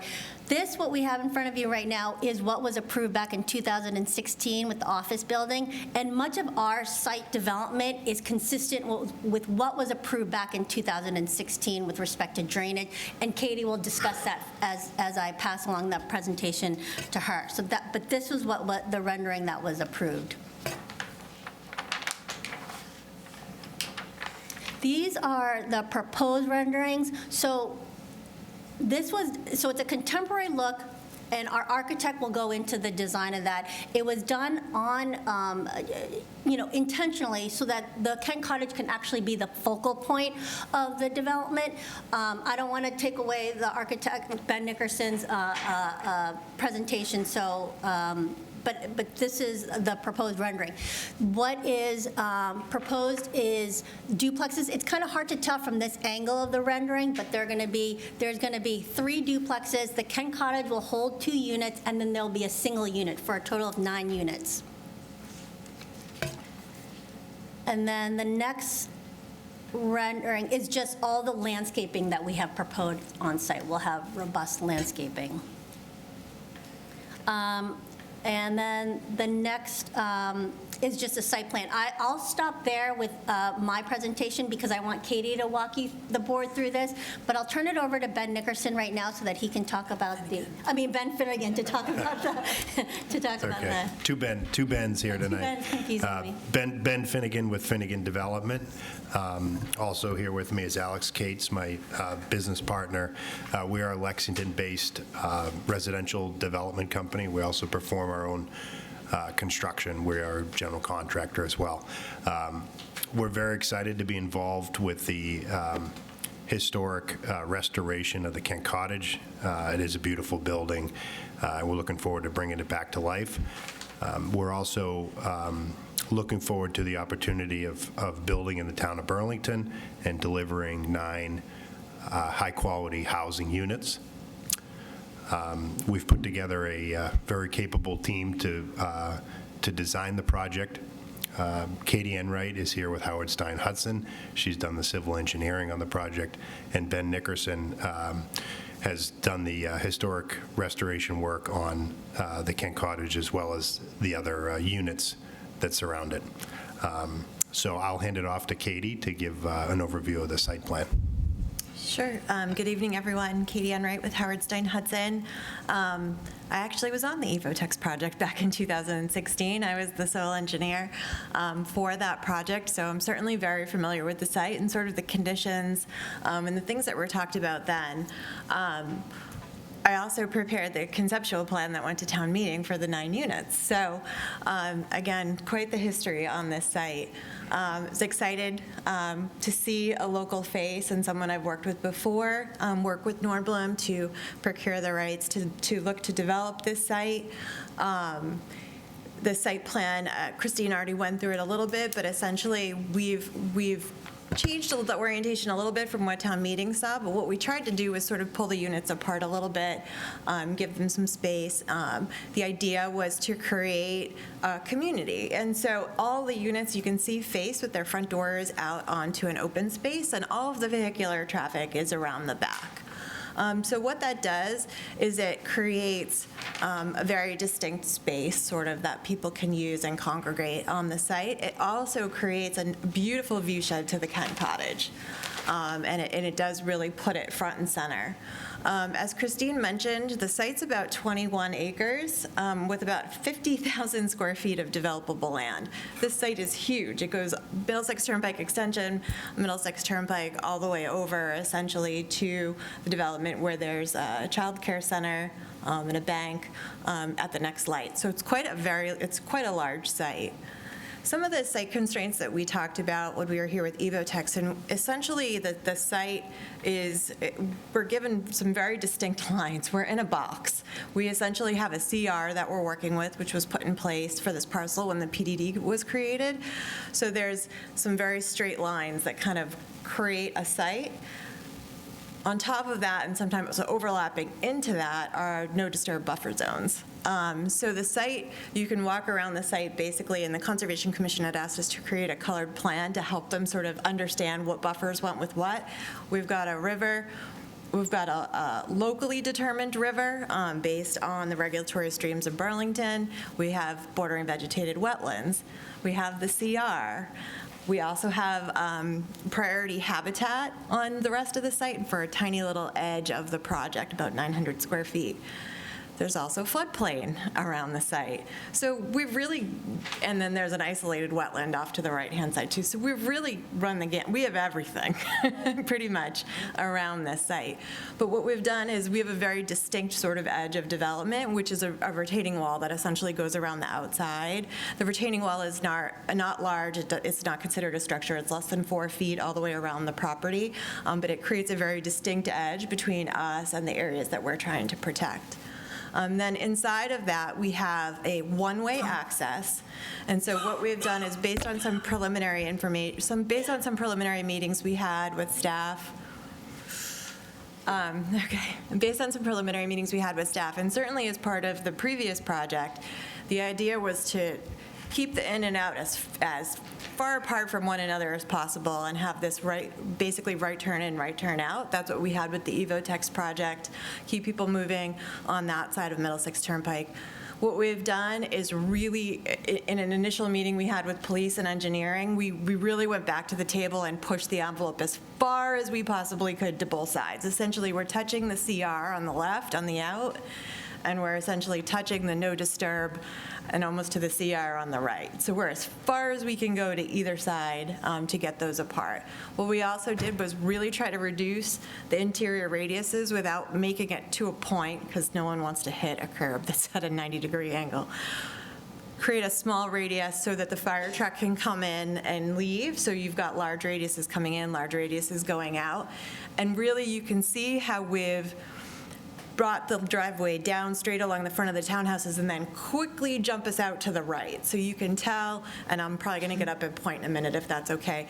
We've really tried to angle that out, and that driveway is at 20 feet, so it's as slim as it can be and provide fire protection essentially. So we're trying to limit the amount of pavement. We're really trying to make it as obvious as possible that people have to go that way. What we have also added since meeting with police and DPW and engineering is there's a bunch of signs there too. So not only did we kick everybody to the right as far as we possibly could, but there's a stop sign and a right turn only sign. And then if you were to look right in front of you in the island, there's another sign that says right turn only. Not only that, but we've worked really diligently with MDM Engineering to prepare a crosswalk plan. So something that didn't happen as part of Evotex. We talked a lot about pedestrian connectivity. There's no sidewalk on the side of the road for thousands of feet. Essentially, we go the light at Middlesex Turnpike Extension all the way to the other development driveways that I was talking about at the Child Care Center and the bank, and across from that's not Blue Sky Drive there, but is that Network Drive there?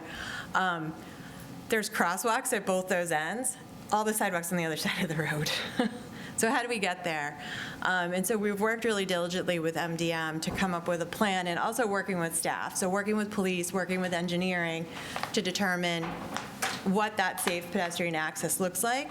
And so again, we've kicked the people out all the way to the right, and that's to get them across at the island, essentially. So 2 sets of reflective beacons, 1 set to get across the first 2 lanes, then there's a place for respite in the middle in the island, and then there's another set of reflective beacons for the other 2 lanes, which will bring you across to a new handicap ramp on the existing sidewalk on the other side of the road. And that sidewalk brings you in both directions.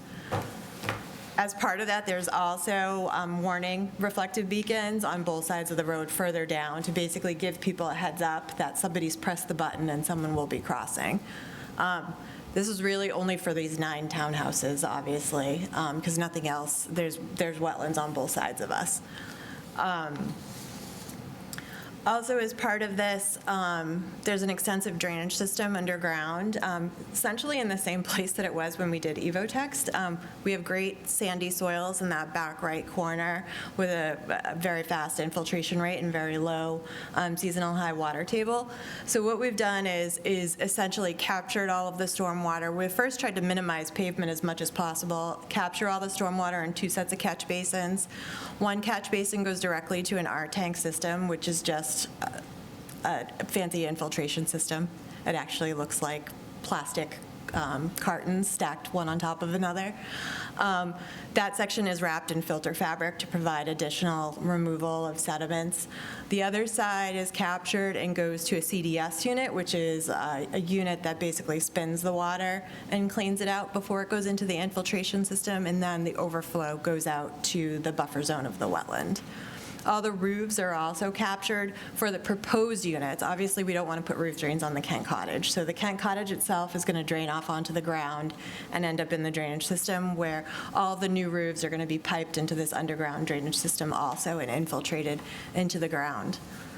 Sewer is captured on site and is pumped under Middlesex Turnpike to a manhole on the other side of the road. And all the other utilities will go around the exterior of the site on the driveway loop to connect to the buildings. Parking, because this is kind of an island and like the nearest park, nobody's going to park on the side of Middlesex Turnpike, that's for sure. There's not really an area to do that, and there's a curb. It's pretty far to get to parking on the other side of the road, so we didn't want to provide the minimum amount of parking for this. So what we've done is each of the new units has 2 garage spaces per unit. We've attached a garage structure onto the backside of the Kent Cottage to provide 3 spaces there. The Kent Cottage has 2 units. Each of those has 2 bedrooms, where all of the other 7 units have 3 bedrooms. So each of the units has a 2-car garage. And then what we've done is, because we have this one-way drive around the outside, we've created a parallel space in front of everybody's garage. And that's really for convenience. So if you're there, you come home, you park in your garage, but you've got somebody stopping by for dinner, you've got DoorDash coming by, UPS, your son's coming over to hang out or something, they can just easily, there's plenty of space right there to park parallel in front of the garage door, or there's an additional 7 spaces at the back right corner, which is like a little parking lot for the development. And this is such a small area. It looks big, I know, because we have it zoomed in here, but 50,000 square feet, those parking spaces are really close to everyone. It's a really easy walk to get there. And we've provided sidewalk throughout to connect everything. So we have 32 spaces on this site, even though 2 per unit would be 18. So it's significantly more parking, and that's just because people don't really have any other place to go. So if they have a party or something, they'll be able to park on site. Grade-wise, Middlesex Turnpike's up at about grade 136, so it drops off. The Kent Cottage's first floor is only about 131.5, so there's a pretty big drop-off. So also, as far as the open space in the middle, you're not going to feel like you're in the road, because it actually drops to about 131, 132 in front of these units. So it's a pretty significant drop, and what we've proposed is, we didn't want to completely screen the units, but we've proposed landscape all along the frontage to allow a little bit of privacy and screen us a little bit from the road. So the rendering doesn't do it justice because of the way it drops down, but you'll see if you've been on the site or driven by the site, it does come down off of Middlesex Turnpike into a flat area before the Kent. So obviously, we couldn't move the Kent. We couldn't change the elevation of the Kent. So we've worked very hard to make sure the units not only address the Kent in location horizontally on the site, but also in elevation. So the units also drop down as you come into the site. The driveway drops down behind. Actually, the single unit behind the Kent is positioned a little bit lower than the Kent. Each of these structures is 3 stories, slab on grade. So, and there's a little bit of a difference maybe between the garage elevation and coming into that first floor. But we've worked hard with the architect to make sure that that the unit placement allows for access around the back, and also that great sort of pedestrian access and open space to the front. With that, I'm have talked a lot. I'm going to turn it over to Ben Nickerson to talk about the architecture. Okay, thank you. I think you've heard a lot about the design, and I'm just going to talk about some of the building issues and not the site planning. The Kent Cottage is an 1850s stone structure. It has been abandoned for quite a long time, and it has suffered in the interim. And in fact, right now, when you look at the Kent Cottage, you see these little divided light windows, and that's just been painted on painted on plywood that's filling the openings where the windows used to be. So we're going to have to replace the windows, and what we intend to do is we have photographs of the way this building looked, so there's a good record. And interestingly enough, the double-hung windows that were painted on really weren't the windows that were in the building. They were actually a more European-style casement windows. And interestingly enough, at the time, I don't think casement windows were available in the market here. So they're actually double-hung windows that were constructed to look like casement windows with a fake vertical mullion in the center. So I think what we'll do is actually put casement windows in. You know, I think that was the intent, and it will look different than what it does when we drive by, but it'll be more in keeping with the historic structure. There is a slate roof, and we will get a slate roof restoration team in to evaluate its condition and how we may repair it, and hopefully we'll be able to restore that as well. The exterior stonework is in very good shape, I think in part because of the very wide overhangs of the roof kept all the weather off the stone. And so that's a good thing. The interior of the structure has some collapsed floors and is pretty tender. So I think our plan at this point would be to totally reconstruct the interior structure. And in doing so, we will change it from a single-family house into two condominium units, side-by-side units. There is an existing 1950s concrete block structure to the rear, which will be removed because it's in the path of our Horseshoe Drive, and there's no room to go around it without going into the restricted areas. So that'll be removed. And that's kind of it for the Kent Cottage on the exterior work. And the new townhouses, or the new duplex units that will surround it, have a contemporary look to them. And that comes from a dictum of the preservation community, which is that if you're developing new additions to historic properties, there should be a distinction between the historic property and any new additions that are created on it. We don't want to create a false sense of history by pretending that the new townhouses were of the period that the house was built. The new additions, the new duplexes respect the massing of the existing. They're about the same proportions. And some of the materials are the same. We're going to have a stone veneer on the first level all the way around the base of these units, which will reflect the stone of the existing Kent Cottage.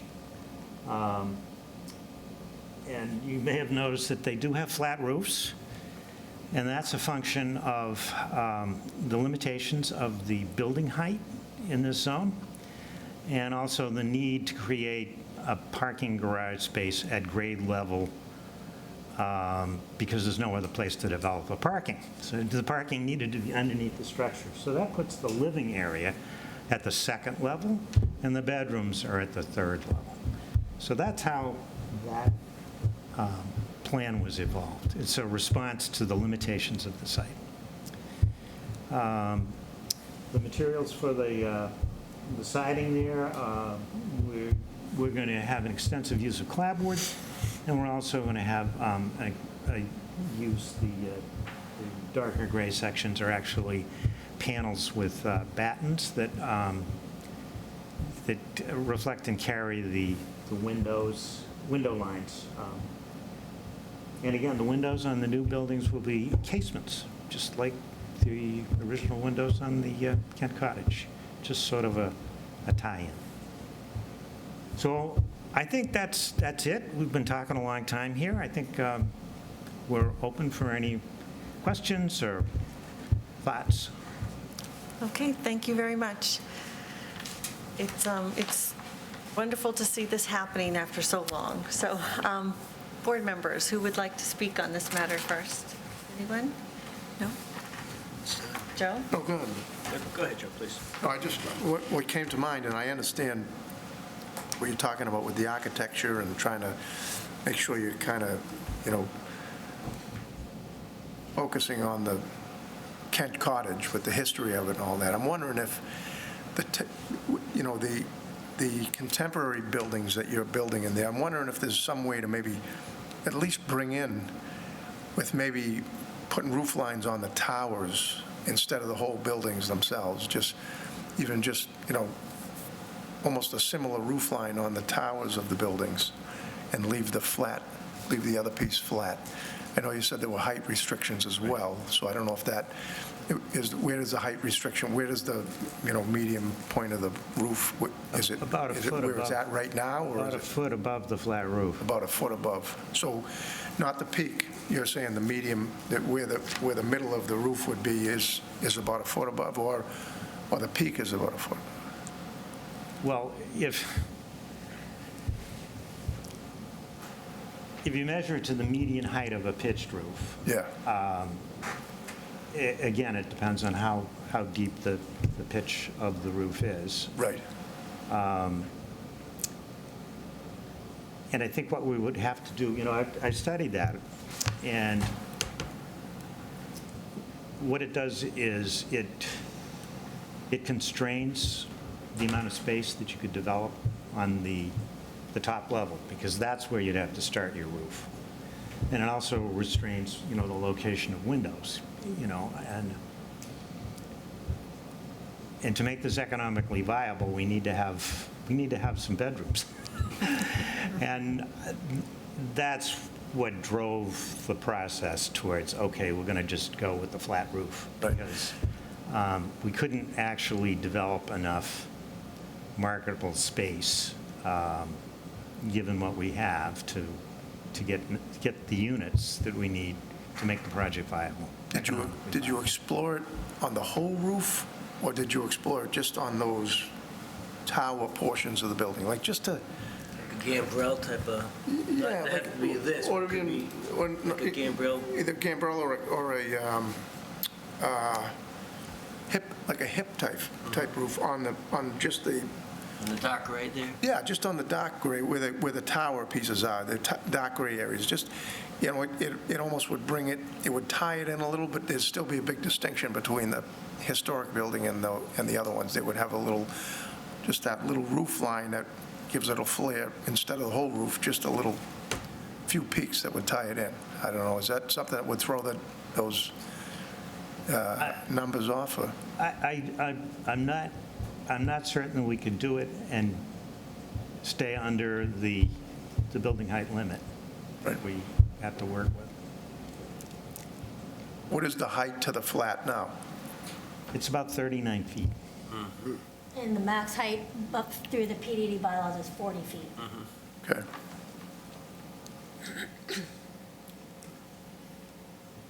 I'm with Joe, though, that I would like to see, I completely understand and respect that there needs to be some level of distinction between historical and new, like contemporary in this, very contemporary in this town will stick out like a sore thumb.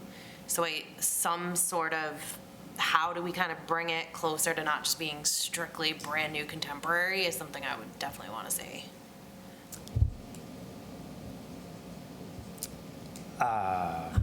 Bill? Thank you, Madam Chair. Maybe just to staff, we don't have design control over this, is that right? Okay, thank you. Just a single question is to Ms. Enright with regard to the pedestrian crossover on Middlesex Turnpike. When you said that that was a reflective beacon, is that something that's going to be pedestrian activated, will have lights at that point? Yes. Okay, thank you, because that's a fairly busy road, and people can, since there's no real stopping from probably Middlesex Turnpike Extension all the way to Bedford Street. Right. People take that fairly quickly. Thank you, Madam Chair. Thank you. Okay, Ernie? Yeah, there's quite a few parking spaces, and I understand why, because if you get a lot of people to park, they don't have anywhere to park. There's no overflow. But have you considered any of the parking spaces as being on pavers rather than on hot top? Well, so actually, the Conservation Commission, if I may, through the Can't hear. through the chair. No, it's okay. The Conservation Commission actually asked us to look at the parallel spaces in front of the garage doors and see if we could make those pavers. Okay. So we're going to be looking at that. Thank you. Yep. Is that all, Ernie? Yes? Yep, thank you right now. Yes? Kind of to go off of the crossing area, especially since these are going to be 3 bedrooms, more likely to be families. So thinking about if there is even, one family, thinking about bus stops and kind of like how that would work with where a bus is stopping and picking up or letting off kids, knowing that it is an extremely busy street. I'm driving that a lot to drop my daughter off. So just kind of like understanding how that's going to work with the flow of traffic. Could it pull off into the circle? Yeah, there's no reason it couldn't. Okay. So it could go up the street. Is that a T-stop? I'm sorry. Oh, yeah, no, go ahead.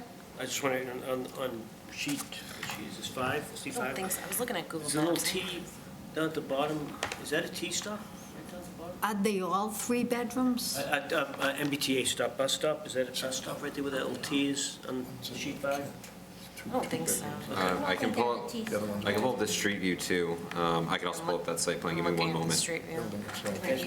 This is sense once it loads. This is Kent Cottage as it is today. This is where the entrance will be, just kind of orient as it is. So there's, and as they were saying, there's no sidewalk on this side. And so you're coming along here. Then the exit, so this would be the one-way in, and then the one-way out would be closer to this end over here. I don't see a T-stop. Oh, it doesn't look like that. On the other side. When you look at it like that. Okay, yeah, nothing there, okay. I don't see anything. Okay. Thank you, Madam Chair. Thank you. Tony Ann, did you have questions? Actually, she answered it when Jess asked okay. about the 3 bedrooms. I was Okay. going to ask how many. Okay. Well, as staff said, we do not have design review, but probably differ from the rest of my fellow board members. I like the modern design next to the old building. It appeals to me, but that's just a personal preference. And again, we don't have design review. I just wanted to say it. I think it looks nice. I do appreciate that you're mimicking the stonework on the first floor. I think that looks very nice.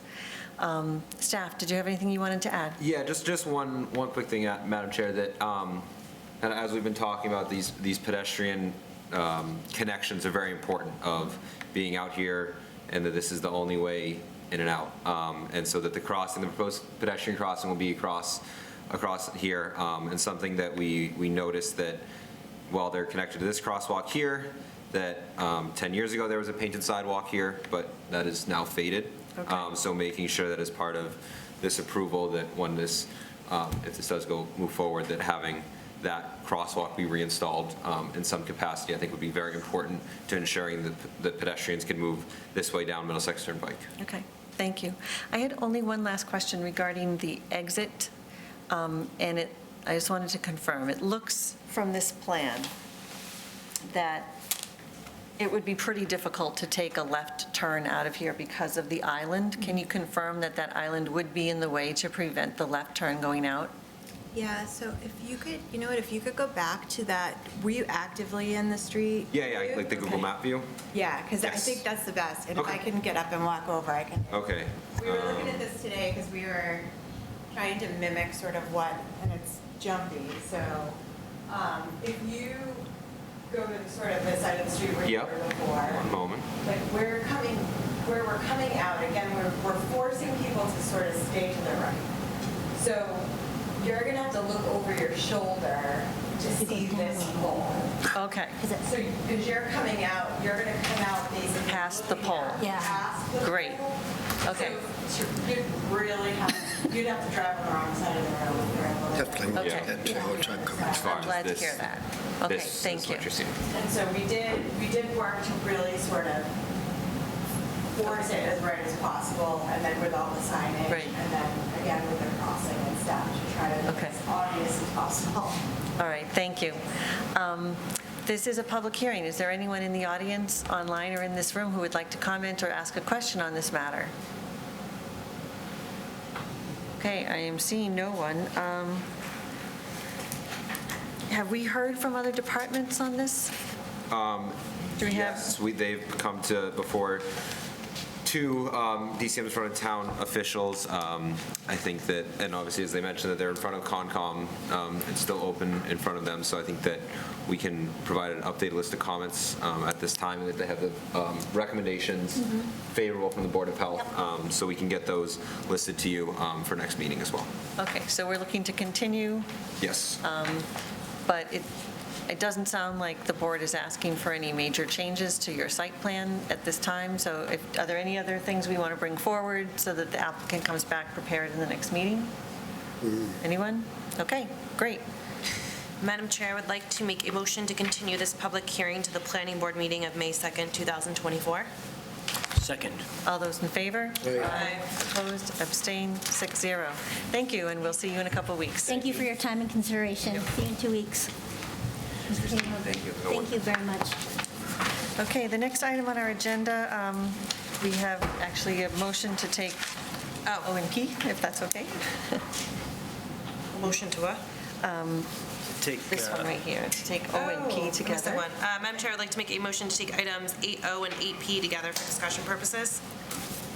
Second. All those in favor? Aye. Opposed, abstained, 6-0.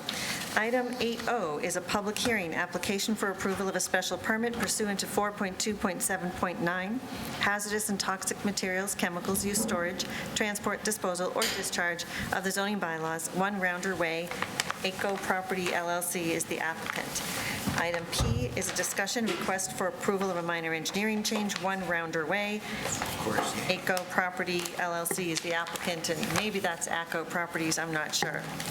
So, welcome, hello. Please have a seat, and please give us your names for the record.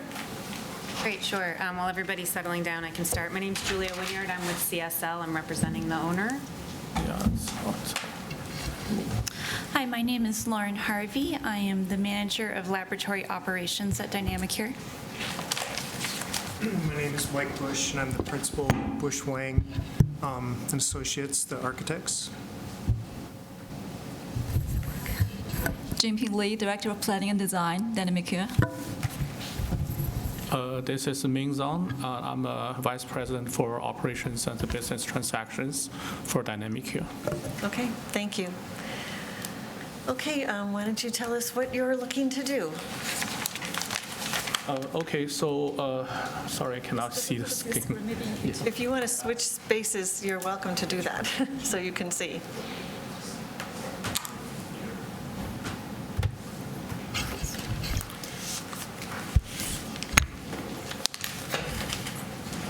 So good evening, and I want to represent the Dynamicure to thank for Town of Burlington to host us tonight. It's really late, and I really appreciate it, you guys still being here and hearing our application. So first, allow me to do some brief introduction of Dynamicure. So we were established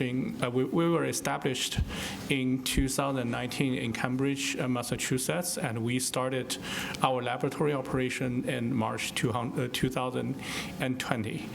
So currently we employed 31 employees worldwide. Most of them are local, actually in Waltham.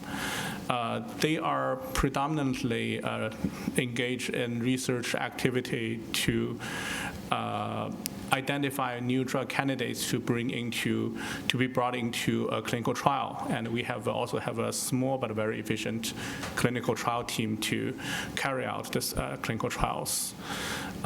In the coming years, especially after if we can successfully move to the location here, we plan to expand our workforce to over 50 people to accommodate our growth. We initially concentrated on developing oncology drugs, which is for treatment for cancer, but we have since expand our focus also to include autoimmune, neurodegenerative, and metabolic diseases. So we have already achieved a very significant milestone in June 2022 that we became a clinical stage company. So our first investigational drug has already in the phase 1 clinical trial. We're doing dose escalations, and we'll do dose expansions later this year. The results looks very promising, and we will be doing a phase 2 clinical trial in 2025, which is next year. Our drug has a very wide applications. It's not like a very specific drug for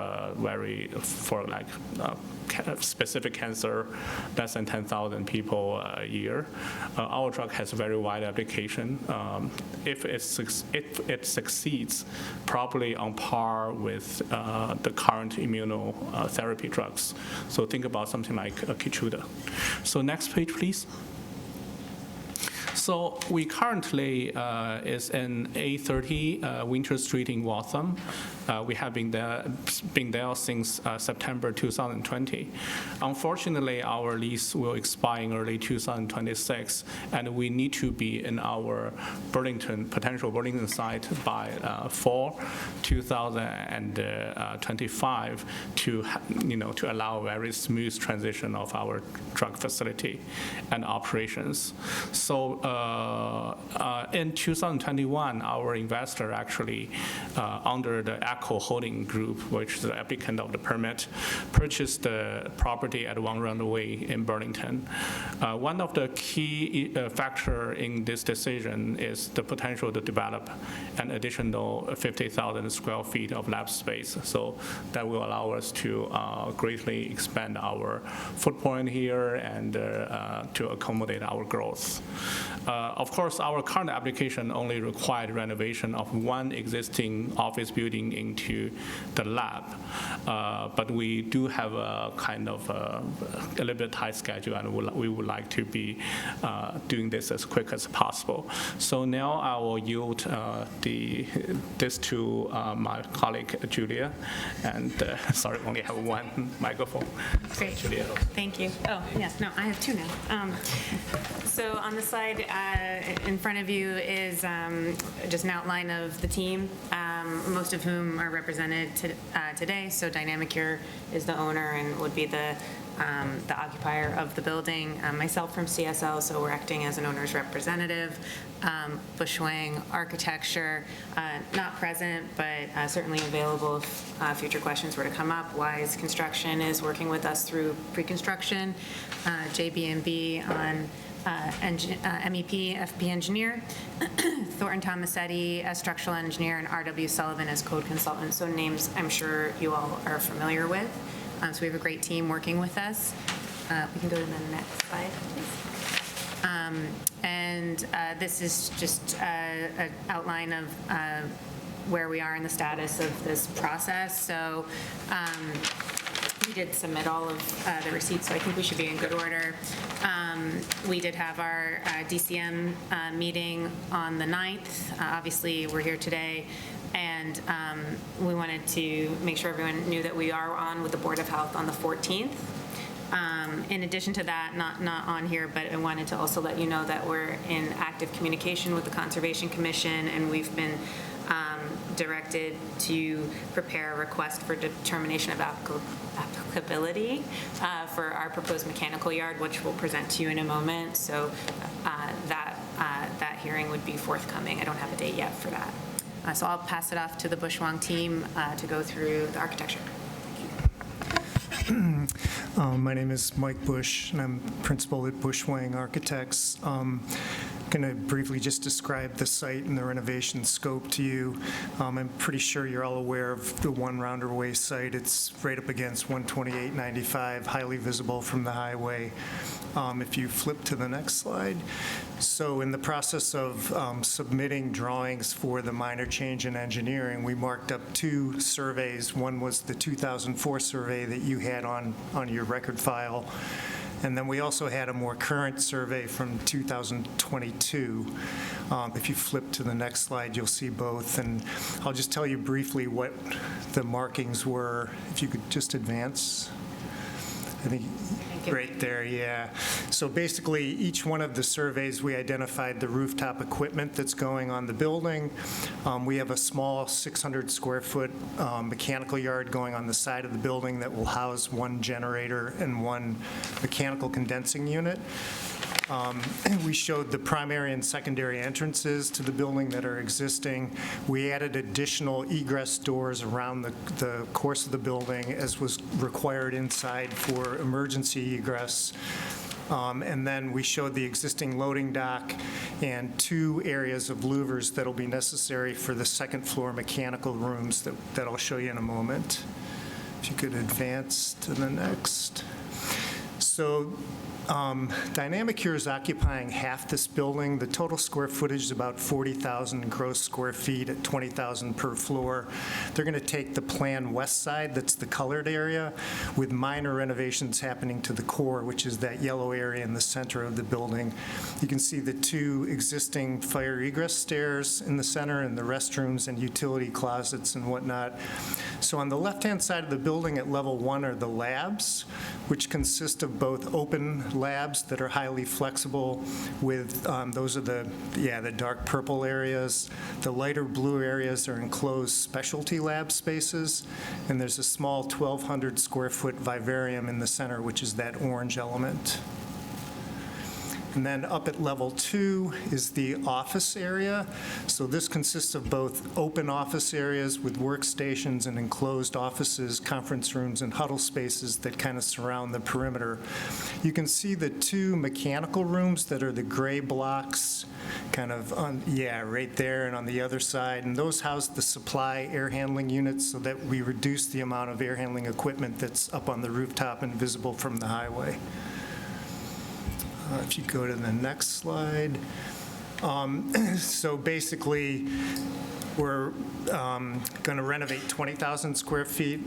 10,000 square feet at level 1 will be the BSL2 labs. 10,000 square feet of office space at level 2. The small 12,000 square foot vivarium. And we have 2 internal mechanical units on level 2 that I just showed you, minor renovations to the building core, and then the mechanical yard that's just under 600 square feet. And we've been talking to the Conservation Commissioner about how we would handle that mechanical yard. It's sitting in a 0.2% floodplain. We're going to elevate the whole platform of the mechanical yard to get it out of the floodplain and decrease the amount of impervious surface in that zone. In terms of energy compliance, the building was built in 1970, so it doesn't meet the current energy codes. And, to bring this whole building envelope up to the current codes is really cost prohibitive at this point. One example of that is that the roof at 20,000 square feet would cost $1 million to upgrade the roof. The roof has 7 years of its warranty left, so the thinking here is that when Dynamicure is successful and they come back to do their large expansion, which is one of the main reasons they purchased this site, that at that time they would address bringing the entire envelope up to code. And at this point, I'm going to turn this over to Lauren to talk about the hazardous material. So Dynamic Cure has been operating a lab space in Waltham since 2020, so we are familiar with and committed to complying with all federal, state, and local regulations, including but not limited to everything you see here listed on this slide. Like Julia mentioned previously, we've been in communication with the Board of Health, and we are on the agenda for their May 14th meeting. So Dynamic Cure is characterized by the Massachusetts Department of Environmental Protection as a very small quantity generator of hazardous waste. So this means that we generate on average fewer than 27 gallons of hazardous waste on a monthly basis. That being said, we often fall far below that 27-gallon threshold. Our hazardous waste is mainly mixed aqueous solvent waste consisting of methanol, ethanol, and other organic solvents. We contract with Veolia Environmental. They transport the waste from Dynamic Cure upon request. We also contract with Stericycle. We use them for the management of our regulated medical and biological waste. We currently have them doing weekly pickups at our Waltham site. Our biological waste is collected by our Dynamic Cure personnel. It's boxed for transport as manifested waste for off-site treatment and disposal. Medical sharps are disposed of directly into puncture-proof containers, and those are removed for sterilization and disposal off-site by Stericycle as well. Next, I'm going to turn the presentation back over to Ming. Can I ask a question before you continue? Of course. Can you explain the vivarium? It's not something I'm familiar with. Thanks. The vivarium is a small animal facility, and it's mostly mice and rodents, and they'll be contained in ventilated cage racks within that facility. For testing purposes? Yes. So the Board of Health will be reviewing all of this? Yes. Thank you. I didn't know what that was. It's just, Thank you. it's just animal facilities. Would you mind if I expand No, on please go that? ahead, So yes. testing would be potentially, if they expire, and then you're talking about biological waste, is that inferred there? So that's one type of biological waste. We also work with cell lines in vitro, cells that we grow in an incubator. Those are also considered biological waste. So any cell lines or any mouse tissue that's disposed of is biological waste. And when you're limiting it to small rodents, is there any plans when you kind of expand your testing to larger animals? Or would you do that off-site? Our current plan for large animals, we contracted out our, the experiments. We don't do large animals in our facility. Is there some way Board of Health can kind of limit that? Would that change the, Because I'm not familiar with. I would have to check with the Board of Health on that before giving an answer either Right. way, so I can reach out to. That's captured in any of our bylaws. right? Yeah, let me- You're not going to vote on this tonight because it hasn't gone to Yeah, Board of Health, I but I was- think that's a good question to ask Board of Health. Yeah. Thank you. Thank you, Madam Chair. Oh, please go ahead. No, thank you. One of the decisive factor that we want to bring our business here in Burlington is because of the business-friendly attitude of the town towards especially biotech, and also a commitment to the innovation, as evidenced by your help to change our zoning from industrial to lab use.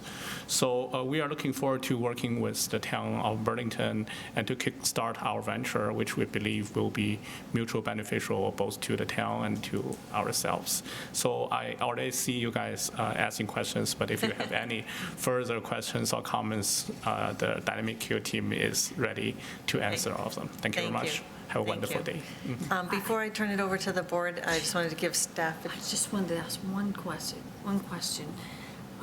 The bio waste, how is that disposed of? By truck? Someone comes to pick up That's correct, yes. So Stericycle comes once a week, and they pick it up and transport it in their truck. Staff, did you have anything you wanted to add? Not much at this moment. I think I want to go back to here where it's kind of the red line site plan that we received as part of the minor engineering change application. So this is a minor engineering change because there's no new internal square footage, but they are adding kind of aspects outside of the building. And as it was mentioned, was this proposed mechanical yard on this side that is a little bit in the floodplain, as I kind of understand it from the conservation administrators. So that's what's going, this part is what is going to require them to go in front of Concom. And as we understand at this point, that is not going to substantially change their site plan that's in front of us, that it might be put up on stilts. So it would be same location on site. So that's kind of, as far as any potential changes that we expect, is just going to be that lifted up off the ground. And then the Board of Health to kind of review the materials itself on site, and kind of giving their conditions, recommendations, however those may come, that getting this approved through planning, that would of course include anything from the Board of Health. Okay. So that's kind of all staff has right now. Thank you. We are lucky we have a very professional Board of Health, and we rely very heavily on them. So, Tony Ann, did you have any other questions? No, I don't. Anyone else? Questions? No? Okay. This is a public hearing. Is there anyone please come forward, sir. Could someone make room for him at the table? Right there, could someone just? Thank you. Great.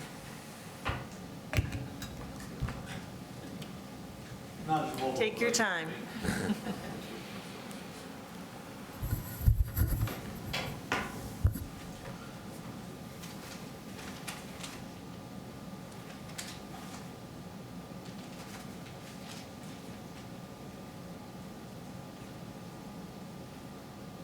Please have a seat and then state your name for the record into the microphone. My name is Bob Donaldson, and I live in the condominiums. Hang on. Okay.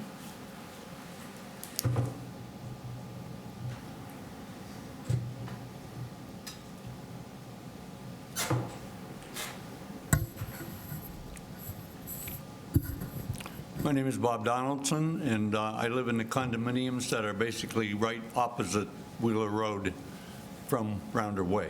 Is that Seven Springs, or is it? Seven Springs, a village, yes. Okay, I'm in- thank you. And there's 74 condos and about 320 apartments over there. Okay, So if you multiply that total by 2, it's about 800 people. okay. And there's also other residences around. There was a study done, which I have the front end of it right here, and I can send it to anybody. I've got a copy of it. It was done by the Department of Environmental Protection, the state, in 2008, because there have been a number of electronic companies in there, and the ground, or the contaminants, which are mainly solvents, haven't reached, well, they had not in 2008 reached a point where they were above requirements. But they were marginal enough so that they drilled wells, water wells, for irrigation. And then when they tested the water, it was recommended, and I think it was probably very strongly recommended, that they not use the water for irrigation, which wasn't done. They're all capped. And this happened right there on Rounder Way, or in the Wheeler Road It's in area? the whole area. Okay, If you look, there's a map in here, which I'll give you this whole package if you want. thank you. If, after you're done speaking, you can give it to staff, There's a and map they'll on here distribute which it. shows where the village is, and they're right across Wheeler Road from it. Okay. But you can have this whole package. Thank you. It's about a third of the study. This is about 30 pages, there's about 80, 85 pages to the whole study. It gives flow maps of where the contamination has flowed. Mainly, if you look at Rounder Way, the electronic companies were mainly located at the top of a hill there, if you're familiar with the area. But they did an excellent job of doing that. And my reason for being here is I think it needs to be tested again before we approve this, because pardon me for saying it, but I worked in electronics for 50 years, and they spill things. So, and you don't know who does it or how it happens. We all spill things. So I'm just concerned. I'm familiar, I don't know what the connection is. I'm an engineer, not a doctor or anything like that. So, but I am familiar with a small number of people who have had brain tumors in that area, which is something that I don't know if it's solvents caused it or not. Like I say, I'm not a medical person, but it does concern me. Understandable. So I think in this case, it's a matter of going to the Board of Health and maybe even the State Department of Environmental Protection and have them do another study like they did here. They did it, well, it was a company that did it for them. But it's a very impressive study. I don't know as you have to go up the hill and do all that, but the part that I live on and Rounder Way is on, it's all conservation land, and if you're familiar with Mary Cummings Park, that's where Mary Cummings Park is located, basically in that area, and the rest of it is conservation land. I know we can't cut trees down or anything. We're restricted with what we can do. Right. So anyway, my recommendation is that, we need to be careful. There's a lot of people that can be impacted by this, and I have no idea other than I've got the study from 2008, and that was 16 years ago, and obviously what I'd like to see is it hasn't changed. Let's hope so, yes. But I think it's worth looking at. Thank you. Thank you for bringing the report, and if you could leave it with our staff, I'm going to ask We will Caleb disseminate to the board. Yep. if you could make sure that not only you disseminate it to us, but also make sure the Board of Health Yep, I has was it gonna say, prior to their meeting, There's a so they lot of have time. follow-up I'll have with the Board of Health after this. They may already have it, because I protested, not protested, but I made the same point when they put in Azure Labs, Okay, and nothing was done about it. So I don't know. That's been, what, 5 years ago, maybe? I think so. This is outside of my area of expertise. I think it's probably true of most of my board members, but the Board of Health definitely should be reviewing this, and I Yes. thank you for bringing it. Like I said, I sent this to them at the time as well. Okay. So they should at least be aware of it, unless they've changed all They the probably personnel. are, but Pardon? we'll reach out to them and ask. Okay, yeah, and if I can, I don't know if there's anything on there of mine. I don't know if I have a card. You can get in touch with me. Why don't, Oh, I actually have it right here. It is. Okay, great. You can pass it down. That's both the email and the phone number for the planning department. You can feel free to email us. I'm retired, so.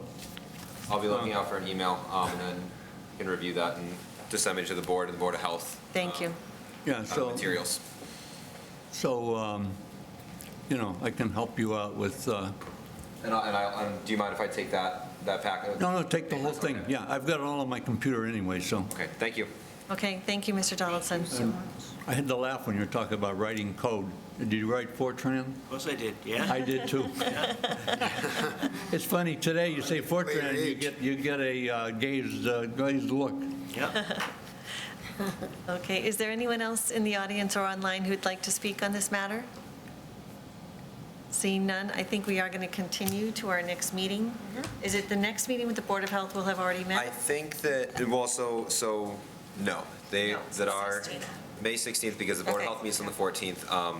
I kind of think Okay. that we should, maybe based off of what was said tonight and further conversation with the Board of Health, maybe it would be helpful to bring this back before the board on the May 2nd meeting, so that we can have another chance to review it.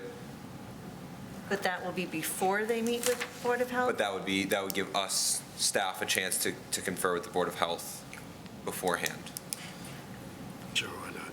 I don't know, I'd kind of like to see the Board of Health's decision before we meet again. What does the rest of the board I think? wouldn't want to vote before we Yeah. understand what the Board of Health. I don't think we'll be voting at the next meeting, but I think it Right. would just kind of be an ongoing discussion. An update. if there's an update to be had, Why don't we continue it to the 2nd, but we'll make a decision closer to. closer to that date. We may decide to wait until after the Board of Health gives us their decision. If there's an update that's required before that, so we'll be in touch about whether or not it's the 2nd or the 16th, if that's okay. That's great. Thank you so Okay, much. thank you. Madam Chair, I would like to make a motion to continue this public hearing to the planning board meeting of May 2nd, 2024. Second. All those in favor? Aye. Opposed, abstained, 6-0. Okay, thank you. We look forward to seeing you again soon.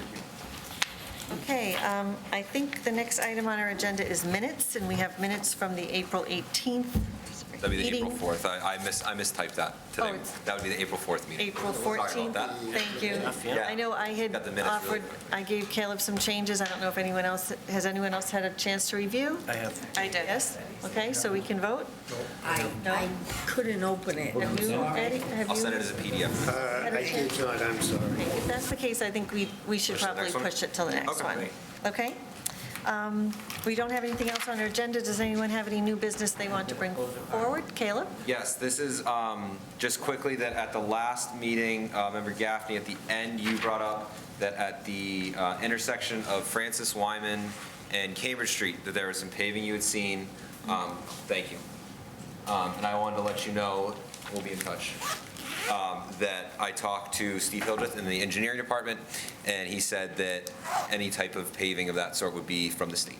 That was not town engineering department or DPW doing that work, that was state. They certainly weren't looking to match it. No, I drove by there I today. drove by it too. And they were doing work there. Is the understanding, though, that it'll all get fixed when Yeah, they it might be, repave? probably. Sort of build record. I don't think so. It looks like what they did to the sidewalk They is pretty kinda well have done. some- They're now doing work on the other side.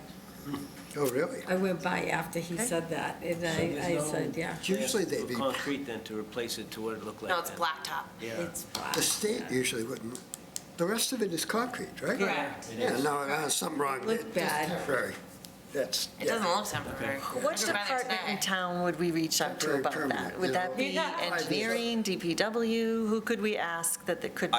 I can talk to somebody in DPW to figure out what the next, who to reach out to Okay. on that one is. I can, Because it shouldn't, if it's a temporary fix until they pave and everything, that's no big deal, but I don't think they should be leaving it that way forever. I can look to get an update on that and then bring it to you guys Thank at the you. next meeting. Thank you. Anything else from other board like members? try and get a contact at DOT so you can. No? See if it- Okay. Madam Chair, I'd like to make a motion to adjourn the meeting. Second. All those in favor? Aye. Opposed? Abstained? 6-0. We are No, adjourned.